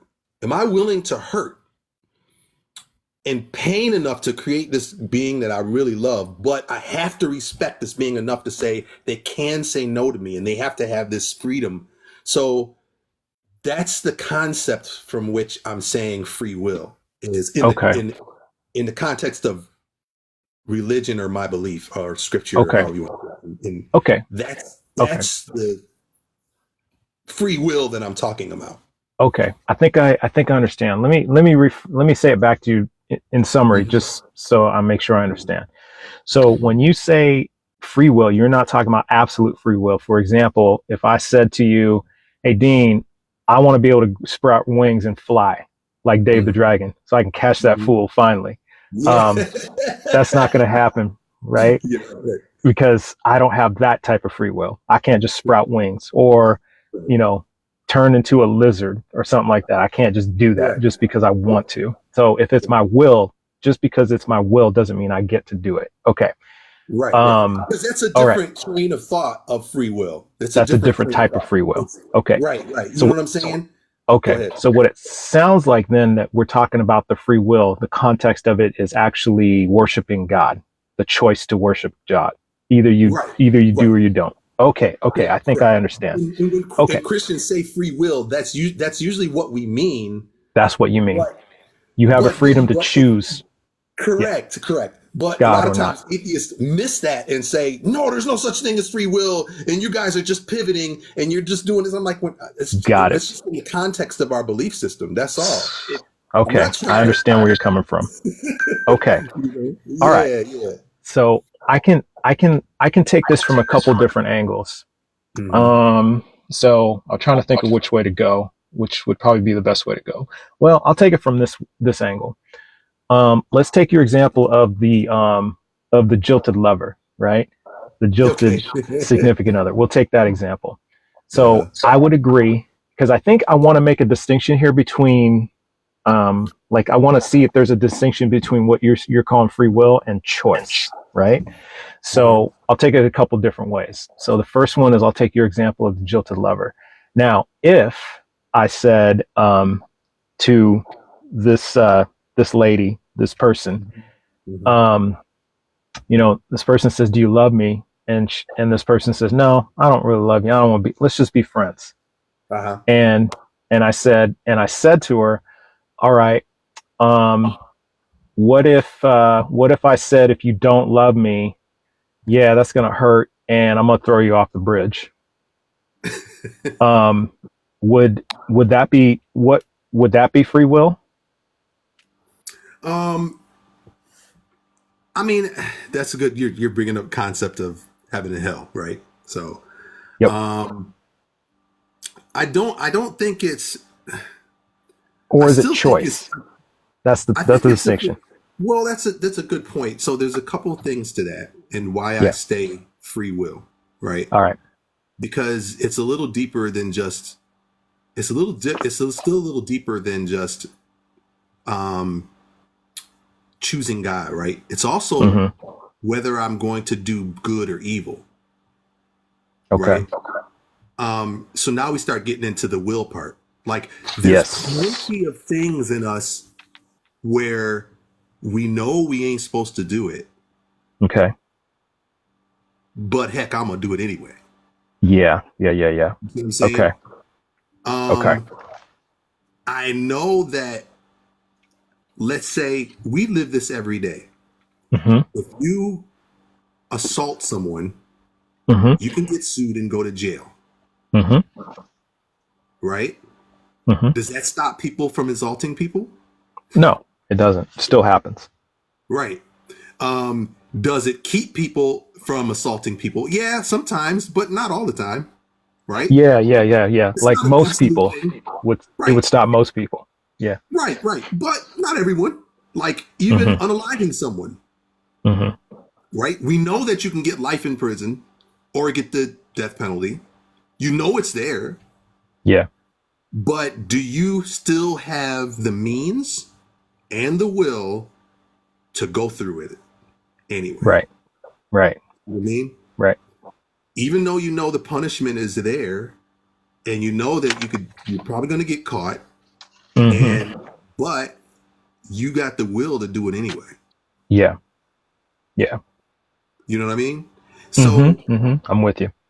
Just because there's repercussions to not choosing or wanting to be with God doesn't mean just because there's hell, if you will, or there's a consequence to it, Mm-hmm. doesn't mean, oh, it's unfair that you gave me the choice, because there's a Mm-hmm. consequence. Mm-hmm. Choices come with consequences. No matter where you are, who you are, universally, like, choices come with consequences. Mm-hmm. It's just, it is what it is. And it doesn't Yeah. mean that it's fair or unfair. That concept, we wouldn't say that's fair or unfair in any other concept, but when it relates to God, it's like, oh, that's wrong, that's terrible. But Mm-hmm. we don't take that same position when we offend anyone else, or we offend or destroy something, or offend someone, or do something terrible. We're on the bandwagon. Yeah, that dude needs to be reprehended. He needs to be going to jail. He needs to be whatever. Yeah. So that concept of repercussions for our actions or choices or will is not new. We're pretty steady on punishment. Right. Right. So that concept of that from God is not something novel, and I don't think it's, in most contexts, we don't see it wrong, but when it comes to God, then we say it's wrong, it's terrible, or it's awful, because we think of this eternity thing, and it's just, how can it be that? But you're talking about an eternal God, so that's, if you don't want to be with him, this is the stakes, this is the consequences, this is the free will. But I have to give you free will. I have to be able to say, if it's going to be genuine, and love is really truly genuine, and we know love has to be genuine for it to be love. We know love has to, I have to be able to have the choice to love you, or the choice to respond to you, for it to really be real. Otherwise, it's not really real. And so that concept's not novel either. And so if we look at God, and God loves us enough to say, hey, I'm going to give you free will, or freedom of choice to choose me, or whatever, here's the outcomes. Yeah. I see where you're going. You know what I mean? I see where you're going. It's pretty simple, you know what I mean? So yeah, go ahead. Yeah. I see from that angle, and I used to agree with that. And here's where you and I split. So I can take it from a couple different ways when we talk about evil.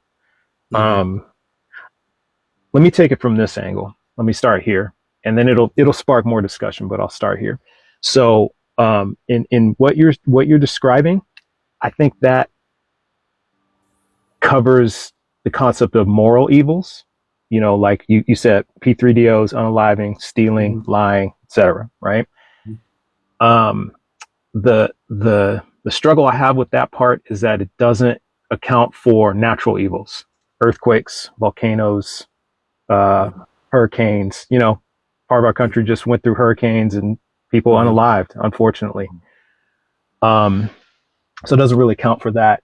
And so I want to ask you, because you're right here, so I don't want to let you keep going, and then I got to come back to it. Sure. Evil.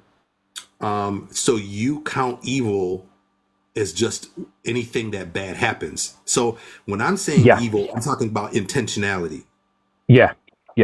When you're saying evil, it covers the whole gamut of bad. Of harm, yeah. And it depends what believer you're talking to, because there are some believers out there who believe that, God directly causes hurricanes, volcanoes erupt, and earthquakes, etc. There's I see it in the news, there's just LGBTQ caused all the hurricanes or something like that. It's, so we see that stuff. And so it really depends who you talk to. So it's easier for me to just kind of throw it all into one basket and then have two distinctions for it. So there's the natural evils and the moral evils. And so I put it all under the umbrella of harm. What harms us? The only thing the only issue with that is, the only issue when you say harm, right? Because the wild kingdom, harm is all over the place, right? Sure. Whether you have a lion getting a gazelle, whether you have an aardvark eating ants, whether you have, like, for the ant, that's harm. Oh yeah, that's harmful. It's evil for them. It's great for the aardvark. Yeah. Do you still define that as evil? No, I think in terms of, I mean, that's more like the, Lion King Circle of Life thing. That's So I more mean, but that. why is hurricanes circle of life? It's ecosystems. It is cancer and babies to me, not Circle of Life. Um, that to me, that's a natural evil. I can't, in no way. I mean, that's a pretty harsh reality of life that happens. Mm-hmm. You know, um, just an unfortunate accident that takes innocent lives. It is a circumstance of life. I still consider it an evil. So I guess in that sense, I think it probably goes back to the distinction when you're saying, I'm talking about absolute free will in the context of this, where atheists are talking about free will, sprouting wings on the back of my back and flying. So there's that. So it's in context. So that's the way how I regard it. Now, Okay. if we're coming from that angle, then there's kind of other things we have to think about. Mm-hmm. So like if we come from the perspective of say if you think of evil as the absence of good, that some religious philosophers have said, Mm-hmm. that they tend to agree with that. Evil is just simply the absence of good. It's just the opposite of good. Mm-hmm. Then what I say would fit under that definition, because I don't think anybody would consider cancer in babies to be good. I don't think anybody would think that's good, right? So that, to me, that's the absence of good. People unaliving hurricanes, that's an absence of good. I don't see any good out of that. Except that maybe it helps the environment, a little bit. It's a reset. But then if we think of it from that lens, and then if we think about the biblical story of Adam and Eve, now, would you consider that to be the first evil act? How that all went down, the whole story of Adam and Eve. The first evil act on earth, yeah. That they disobeyed God.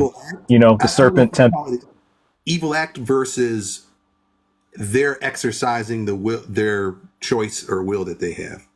Was it good?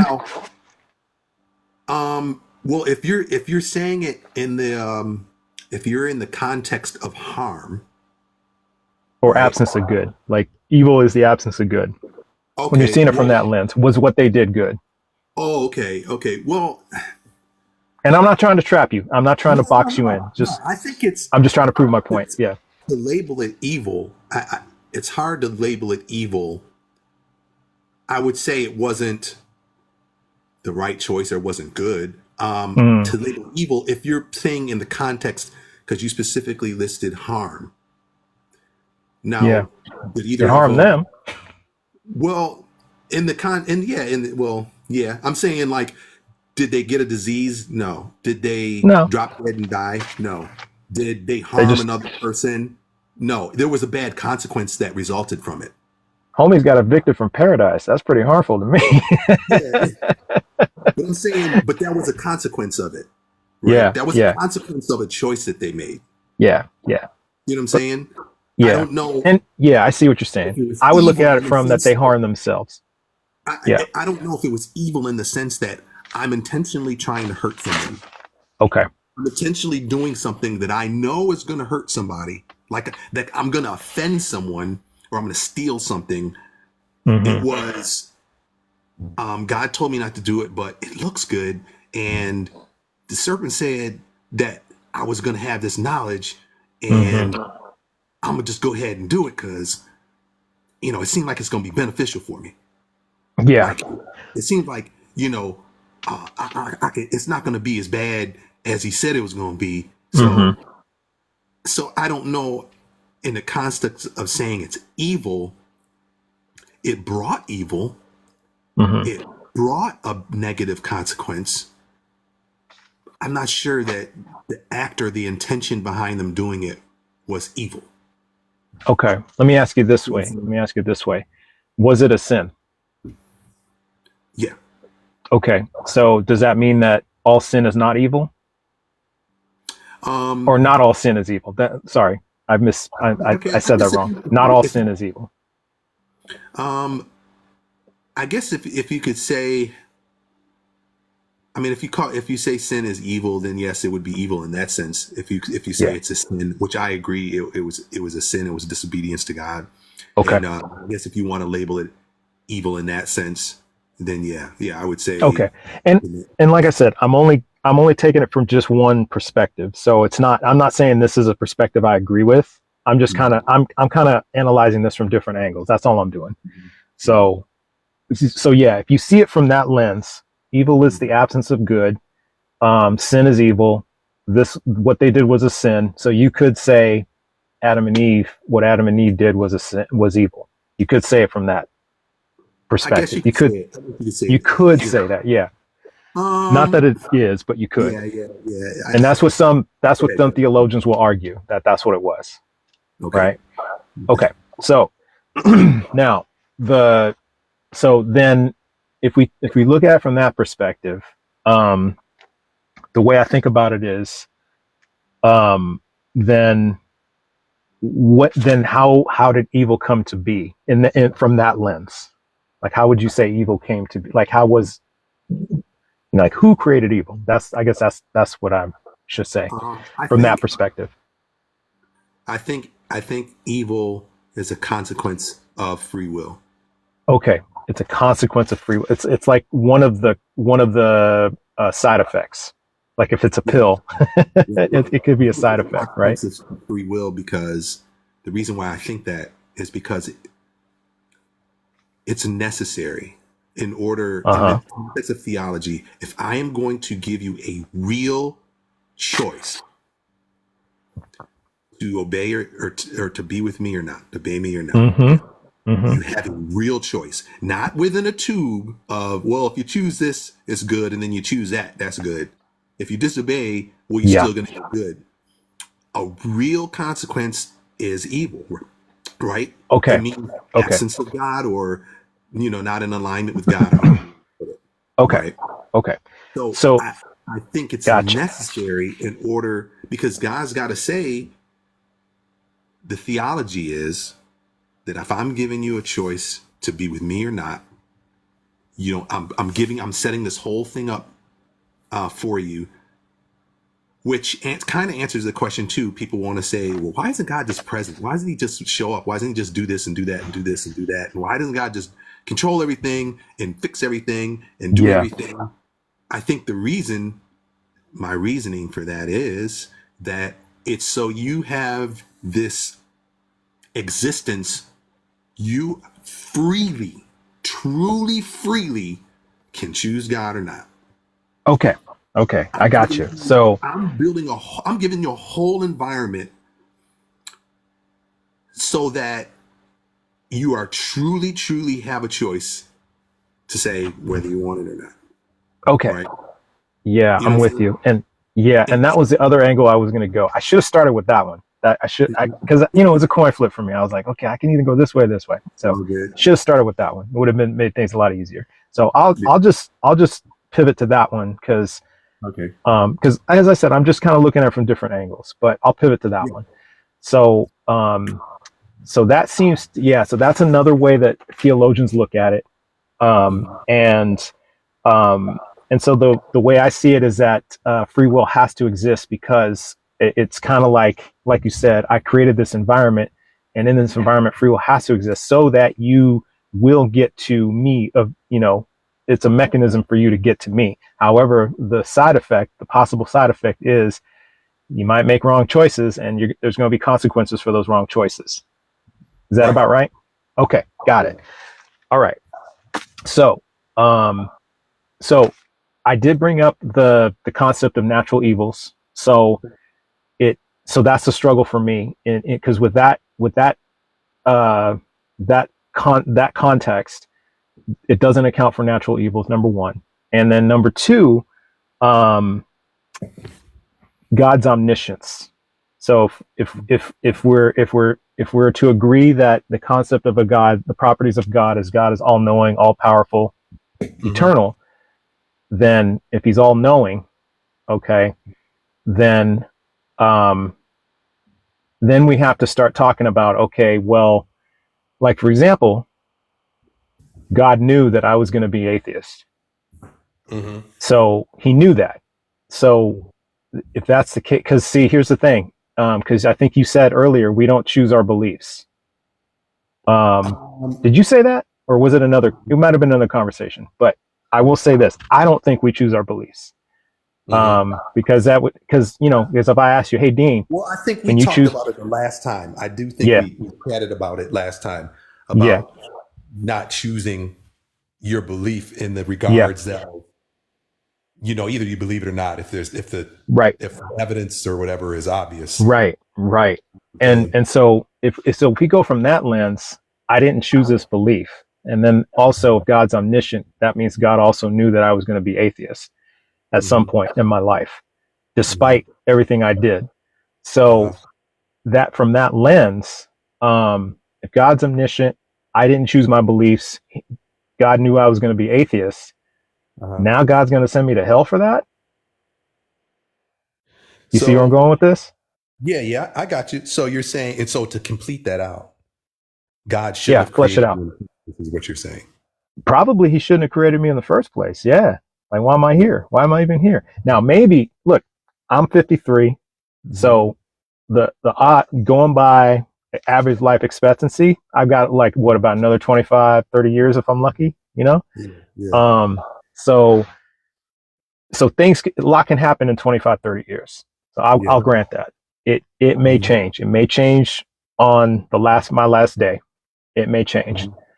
However, the fact that I'm here now, so let's just say something happens tomorrow. Okay. And I know you'll be sad. I know. So it's okay. I'm playing with you. Oh no, but seriously, yes, I would. It would okay. Well, I appreciate that. I wasn't fishing for a compliment. I was really just trying to be funny. But yes, something may happen tomorrow. So if something happens tomorrow, then, and if I didn't choose this belief, which means that, and God already knew this was going to happen, then what was this all for? What was my being here for? Just to mess with Christians and just to give y'all a hard time? That's it? Let me ask you this question. Yeah. Let me ask you this question. If that happened, if God says, okay, he's not going to choose me. Yeah. So why create him? Yeah. Then would the story have ever been played out? No, it wouldn't have. And so would that have but been I think fair that's to you? Well, I would say yes and no, because if we take it from the lens of omniscience, God already knows the end of the story, right? But isn't that the same then?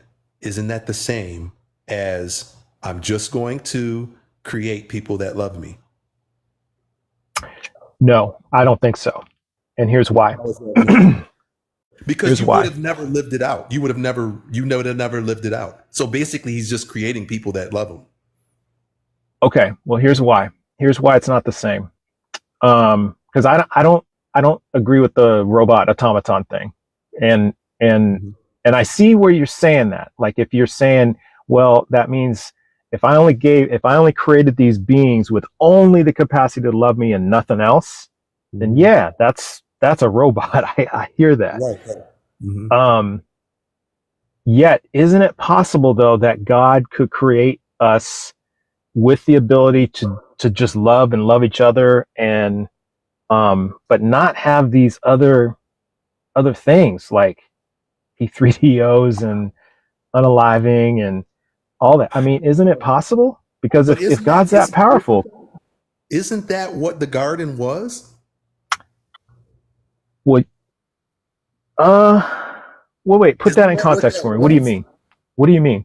Wasn't the Garden of Eden, wasn't that the perfect scenario? Like, they were innocent. They wouldn't have P3DO'd each other.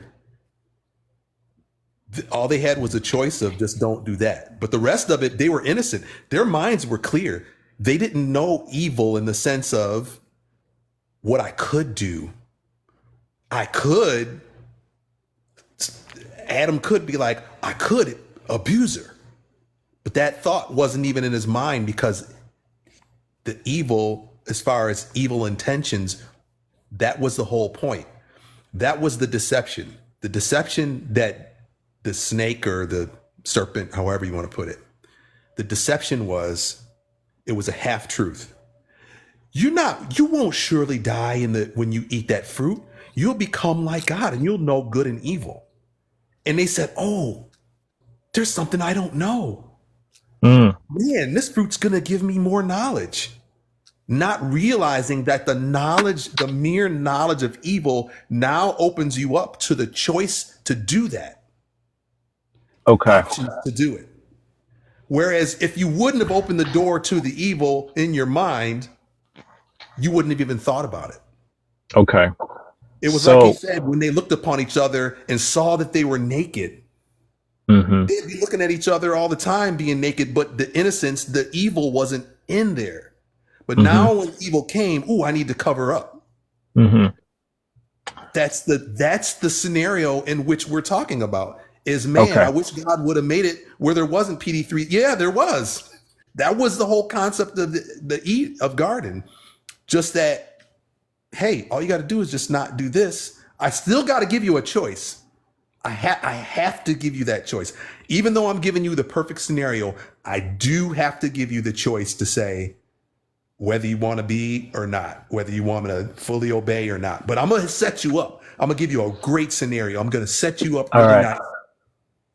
But all I'm asking is you just don't do that. That's all. Yeah. I'm giving you the choice, but I'm giving you a really great scenario. Okay.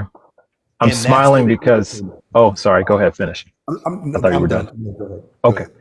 I'm smiling because I had this conversation 30 some years ago with a priest and he actually got mad at me. So, really? Yes, he got mad at me because I was asking all these questions. So hopefully I don't frustrate you. So okay. And it's probably because he was in his, he was an older guy and I was a young kid. So that's probably why, I frustrated him with all these questions. So, yeah, exactly. Yeah. Who is this young knucklehead, asking me all this stuff? So this is kind of, and he was saying a lot of the same things from what I remember. I mean, it's a long time ago, but he was saying a lot of the same things. So one of the things I asked him was, I said, okay, wait a minute. So if eating the fruit gave them knowledge of good and evil, all right, that means they didn't have that knowledge before, right? So if they didn't have that knowledge before, that means God created them that way to not have that knowledge, and then they gain that knowledge. Then that would mean that it is possible that God could create us that way without ever having knowledge of good and evil. But then that means that if the serpent tempted Eve with what you say is a half truth, we'll just call it a lie, because to me a half truth is a lie, right? Right. So tempted Eve with a lie. I'll just take what you're saying.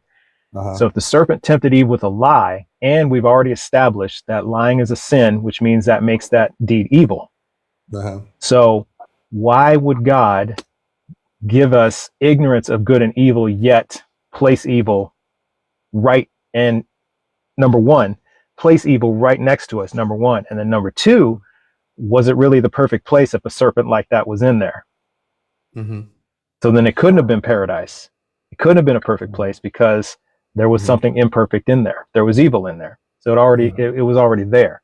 So it kind of breaks all that up, if you see what I'm saying. So that means number one, it was possible for God to create us that way. We could have existed that way. And then number two, God placed elements in our environment almost to kind of trip us up. So yeah, and so this kind of underscores like the problems I have with all this, because then if we put in God's omniscience in there, if we throw that into the mix, then it's almost like God knew this was going to happen. Like, how could he not know this was going to happen? You see where I'm going with this? So and then it kind of goes back to what I was saying about me. If he knew that I was going to do this, and of course my life hasn't played out yet, it could happen any moment or 30 years down the line. But if he knew, then how could he possibly take it out on me if he knew this was going to happen. And so, and just like he knew it was going to happen with Adam and Eve, he knew that was going to happen. He put the serpent there. Like, who else put the serpent there but God? In what was supposed to be a perfect place. And, you know, so it was kind of like all these things were kind of set there. And here's an analogy. You have kids, right? You have kids? Okay. So you remember when your kids are young, like say 4, 5, 6 years old?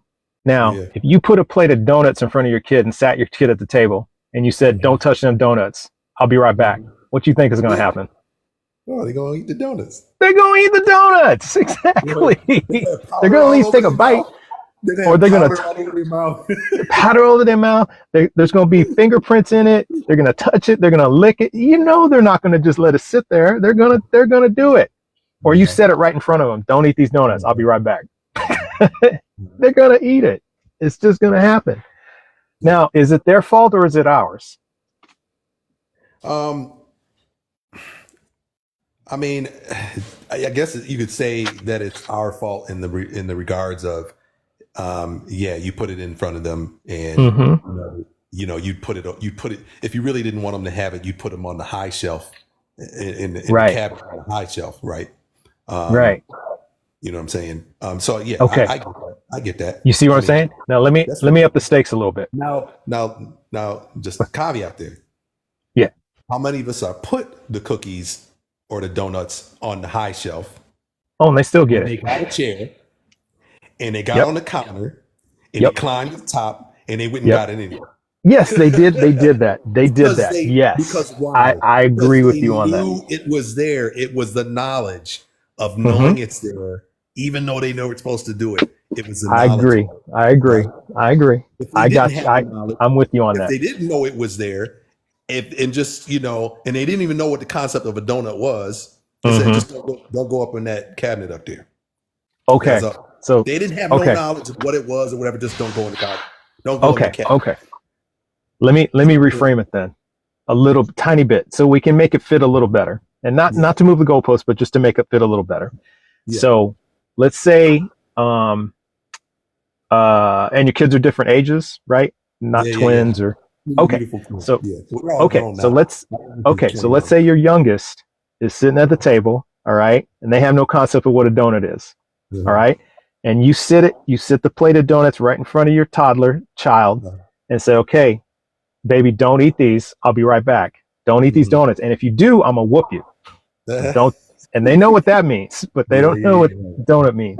If you do, I'll whoop you. I'll be right back. Not that whooping a kid is okay. I'm not saying that, chat or TikTok. I'm just saying this is just for the thought experiment. Now your older child walks by and says, hey, little man, what are you doing? Oh, daddy said I can't eat these. And you know what these are? No. He said, man, these are the most delicious things in the world. And man, you got to try these, man. These are great. But daddy said I can't have it. Oh, don't worry about daddy. He won't do nothing to you. And so the older child tempts the younger child into eating that donut.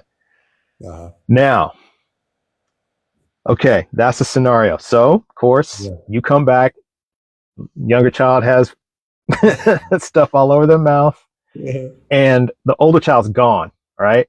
You don't know what happened. But brother said I could eat them. And you said, but I told you not to eat them, didn't I? Didn't I tell you that? Yes, but he said I could. All right. Now you gonna whoop your child, really? I mean, listen, that's a good scenario. And who knows? I might reprimand the child and say, hey, don't do it again. And then take the brother, just like what happened, take the brother, hey man, why you do that? I told him, I told him. Right? Just rip that. But with the scenario that you're laying out goes back to what I was talking about before, as far as any choice, there's consequences. Sure. And to say it's not fair that I have a consequence to the choices I make. No one would agree to that. Any choice you make, if you're having free will, any choice you make is going to have consequences. Some are good consequences, right? Some choices you make are good. Some choices you make are bad. But to have the choice is what we're really discussing. To have is what we're discussing. Yeah, now, I hear that. God would have just made them with no choice, no tree, because that's what you're asking. Why did God even put the tree there? That's no choice.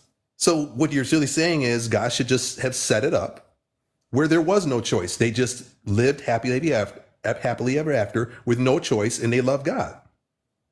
I mean, that's really the scenario that you're saying that should have happened. And what I'm saying is that's great. He could have done that, but that wouldn't have been a genuine love. And that's just I'm setting these people up on this earth and they can just live and worship me and they never know evil and they just know me and that's it. But I think true and genuine love it's required that you say, I don't want you or I do want you. Okay. You have to have that choice. If you don't, you can't say it's genuine. You can't say it's real if you don't have that choice, and the real consequence is you don't have to be with me. That's the consequence. Okay. And I don't think you could have it any other way. I really don't. And I mean, this concept is not even isolated to just Christianity. If you just take Hinduism, there's consequences to your actions. They believe That's true. You treat your fellow man wrong, you treat him bad, you're going to come back as whatever form that was displeasurable. You know what I'm saying? Yeah. I hear what you're saying. Any religion has You make a good point. Every belief has the concept of if you do wrong or you treat people wrong or you don't do right or if you're an evil person, something going to happen to you. Okay. That's not nice because you didn't do right. And it's basically an ultimate judgment or ultimate however you want to put it, ultimate justice or something like that. We have the built into us that, hey, you might get away with it this time right now, but ultimately you ain't getting away with that. Yeah. You're going to pay. Somewhere along the line, you're going to pay. So this concept of consequences for your freedom of will or freedom of choice or however you want to put it, that's not new. We all agree with that. That's not a new concept that if you offend somebody, if you believe in afterlife or whatever, any belief of afterlife, that there's consequences that come along with how you treated or how you lived or what you did while you were here, while the time that you had, there's a consequence to that. So the thought of the Adam and Eve story and God saying, hey, do you want to be with me or not? And here's the consequences. That's not really a new concept. It's just, hey, this is your actions and what you choose. Now, I understand when people say, well, how do you know that yours is right? Right? Like, how do you know Christian's right or this is a guy?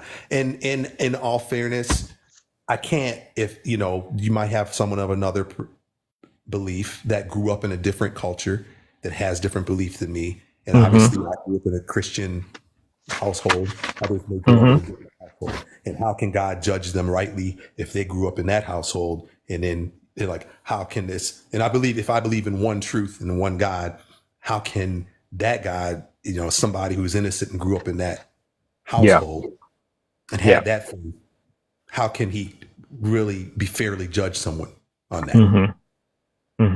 That's that's a hard concept in this, and it would go vice versa because they would be the same thing. If their belief, they would say, I might be wrong, or I may, may not be doing right, or something like that. So it's very difficult to try to tell someone, hey, this is what's going to happen to you, and that's why I never point fingers. So first, secondly, I do believe in a broader sense that God weighs innocence or weighs misunderstanding. I believe, now this may not be necessarily a concept in the Bible. There are a couple references that talk about sin is not imputed when there is no law. Meaning I I can't punish you for the sin that I didn't give a law for in the first place. Right? If there was no speeding limit and you're going 90, how can I give you a ticket if there was no speeding limit? Right. And so that's the concept that says, well, sin is not imputed when there is no law, right? So some of me thinks that people in innocence or that did not know God's law or didn't know whatever, that he's going to rightly judge that, to say, hey, I have to weigh that in. Like, I can't just say they didn't, if they never had the in the first place, how can I? I definitely think that goes for children, number one, like, age of innocence and things like that. I think when children are children, I think God doesn't judge them because they're innocent, right? Or someone who's mentally challenged or can't understand concepts or things like that. God wouldn't judge them on, oh, you didn't receive my son because you were mentally challenged and couldn't understand. Well, you didn't say my name. So, you know what I mean? Like, I think there's a whole lot of, I think people put a little bit more judgment on other people when it comes to Christianity than probably God does. I definitely think that we would probably be surprised who's going to be, I've heard to say, we're going to be surprised who's in heaven and who's not in heaven. Yeah, I see where you're going with that. I remember saying that a lot.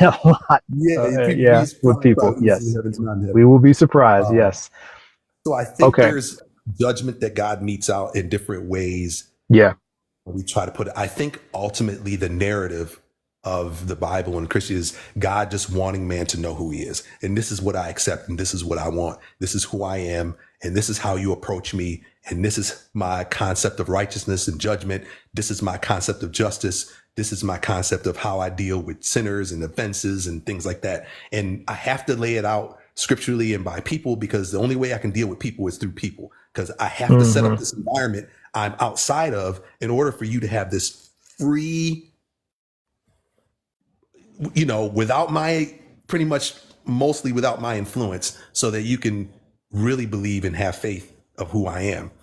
But I did give you, at least I gave you faith. And that was the other thing that we talked about in our previous discussion, was I can reasonably say that we as human beings, we evolved to be creatures of faith. It's all prevalent throughout the ages of man that we have a propensity to believe that there is a God that exists. I think that's a natural thing. Like, we have this natural ability or thought for faith, to believe that there's a God that exists. I don't know if any other creature has that consciousness or knowledge. I really don't. Maybe I really hard don't. To say, I don't know if they're taught, but I could reasonably say I don't think any other creature really has a theology. You know what I mean? Yeah, it's hard to say. I think we're the only ones that have a theology, that believe in the concept and construct of a deity, of God, the creator, and a relationship with him, and honoring him and respecting him. And that honor and faith and respect dictates or helps influence us of how we live our life on a daily basis. Yeah.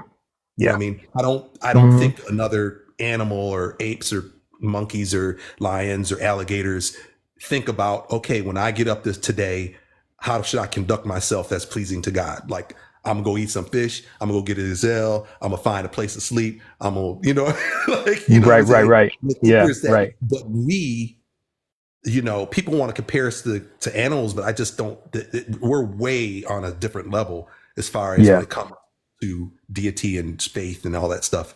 Yeah, and I think God gave us that ability to know him, and I think we can reasonably say that we're creatures of faith. Like, people might not like faith and think it's irrational, but if it's so irrational and so terrible, why do we evolve to be like this? If that's the case, we could really, ideally, we should have just been like any other creature. We eat, we sleep, we die, we procreate. That's it. And we haven't thought of offending people. Like, I don't know of any other creatures that think about, I offended this other alligator. I called him a name because he wasn't green and I'm brown. I'm the crocodile. I'm brown and he's green and I don't like him because he's green.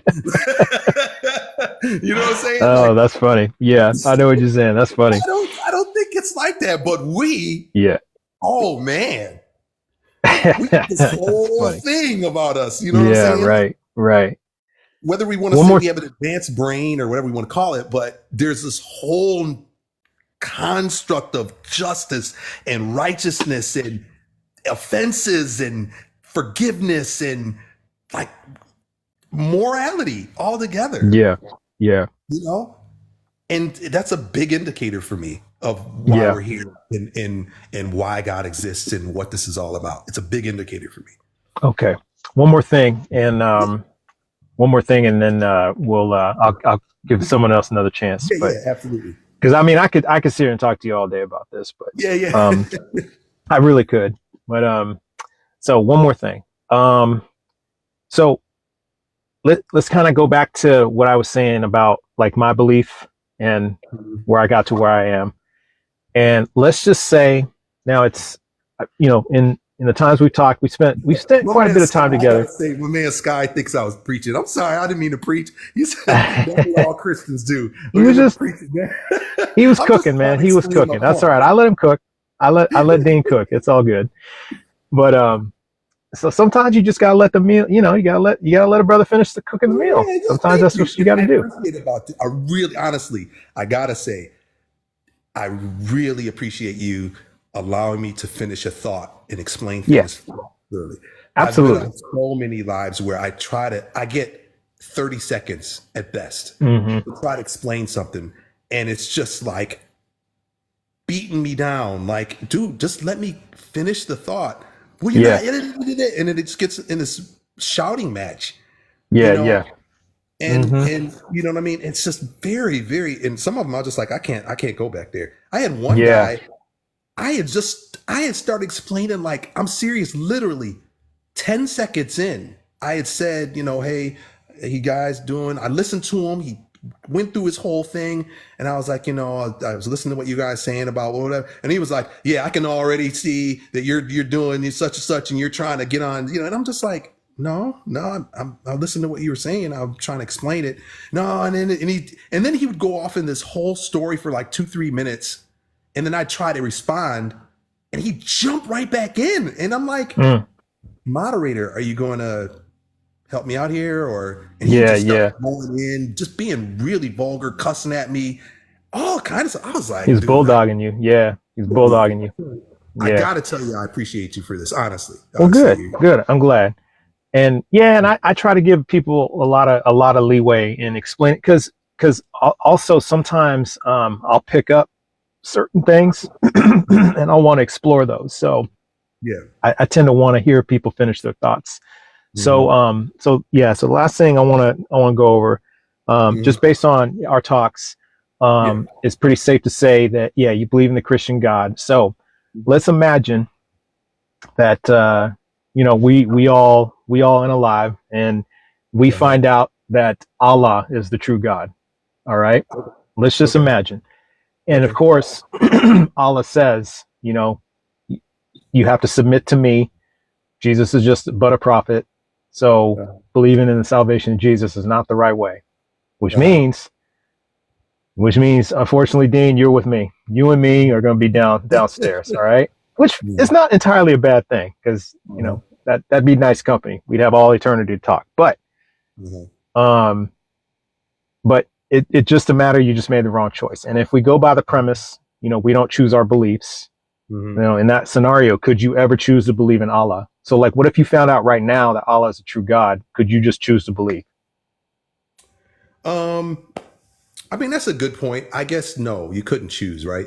If the most compelling evidence or most compelling thing, or maybe even a personal experience, right? I think that's the most compelling, because I think we discussed that. I think the most compelling evidence that you could ever have is a personal experience. So if I had some personal experience with Allah, right, then and hey, who am I? I can't. This Okay. is Allah's the God Okay. of the universe. I'd have to submit, like in that Okay. sense. Yes.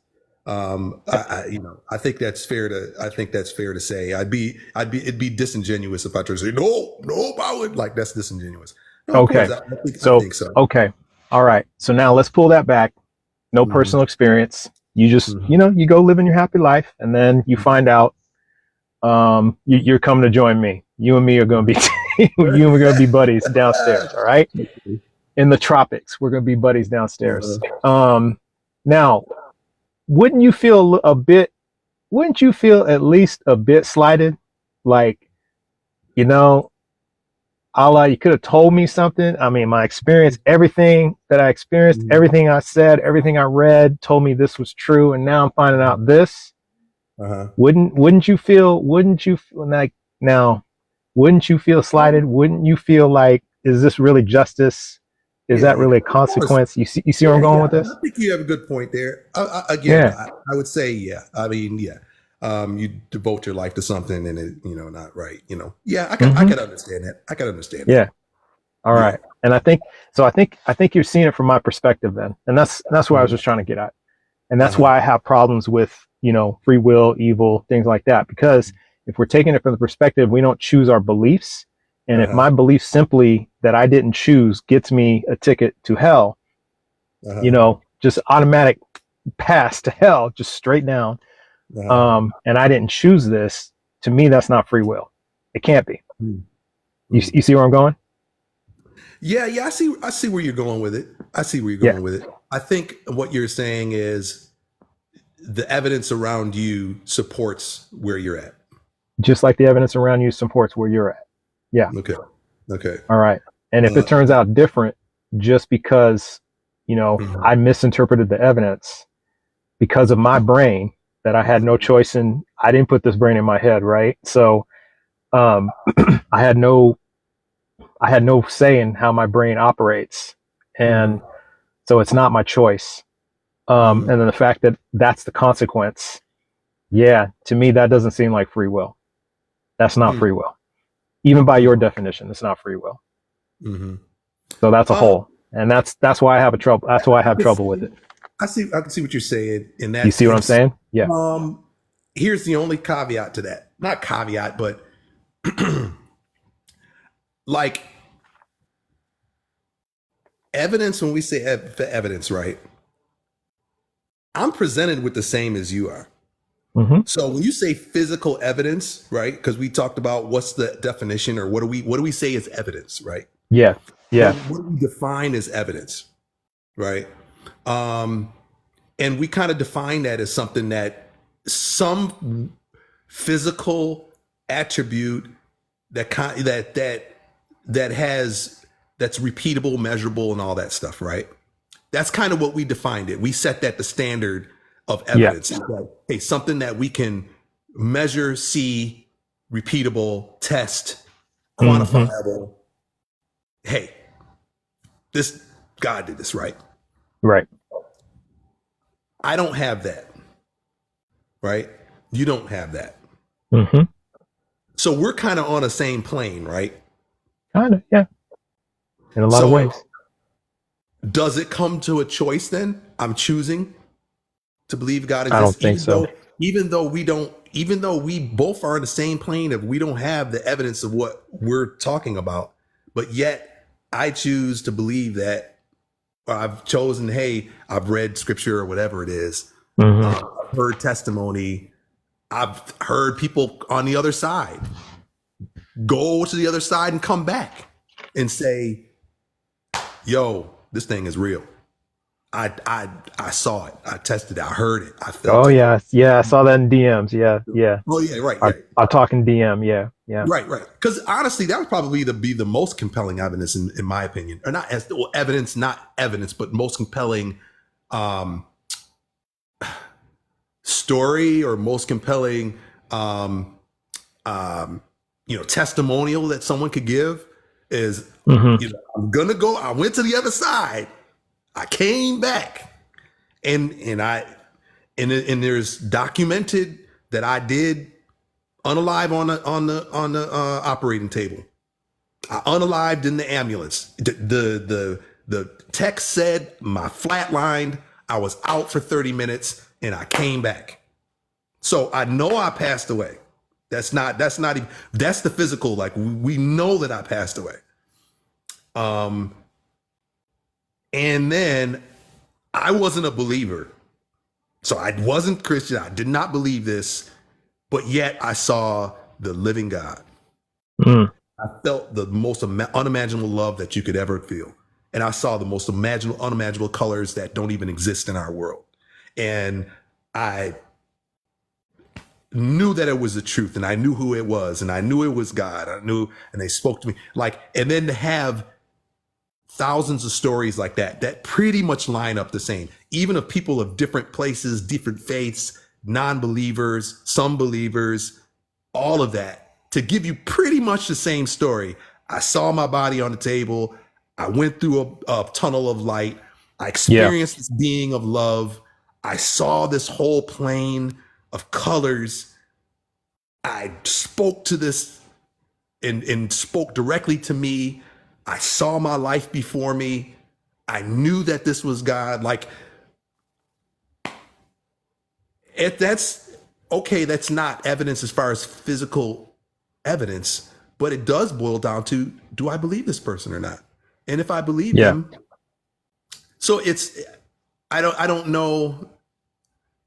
I don't know if it's would you say it's a choice, or would you just say, how does that bear? If I'm saying, man, that's pretty compelling.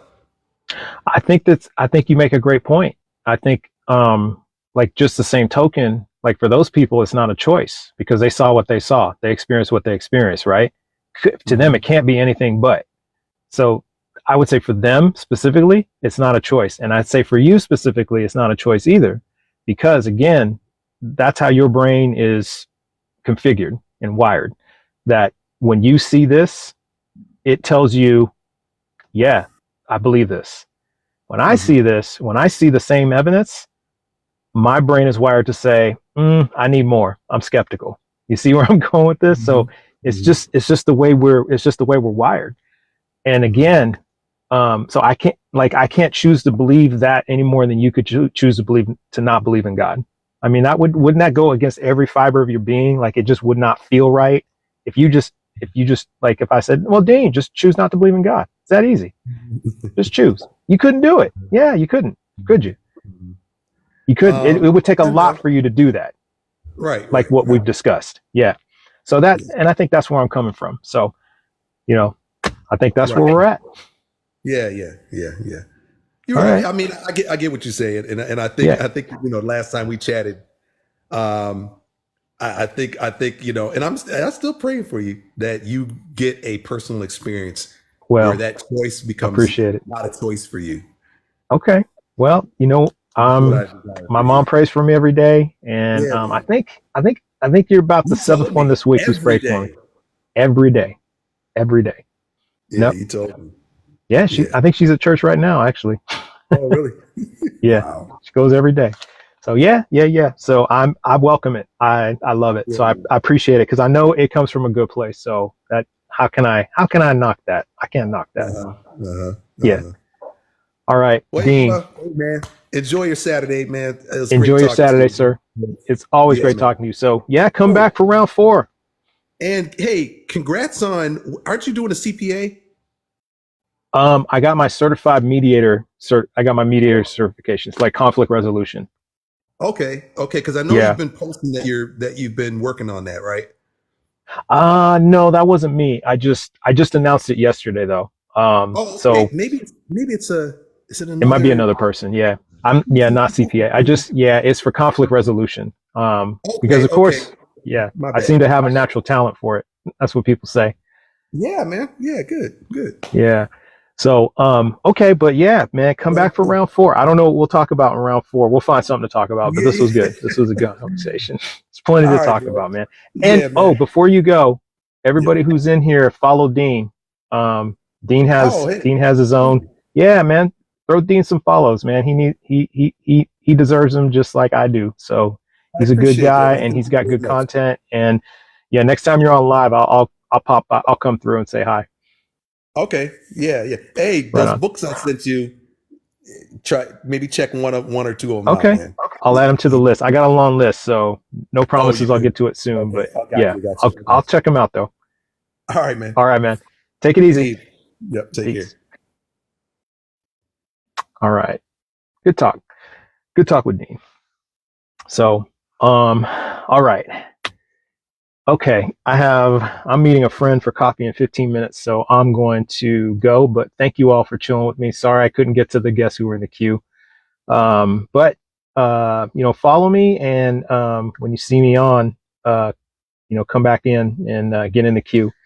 But I appreciate you all chilling with me this morning. So appreciate that. Thanks for all the likes. Thanks for the roses, all that. Yeah, Jay Leach, exactly. My reading list is like just ridiculous now. I have so many books to read.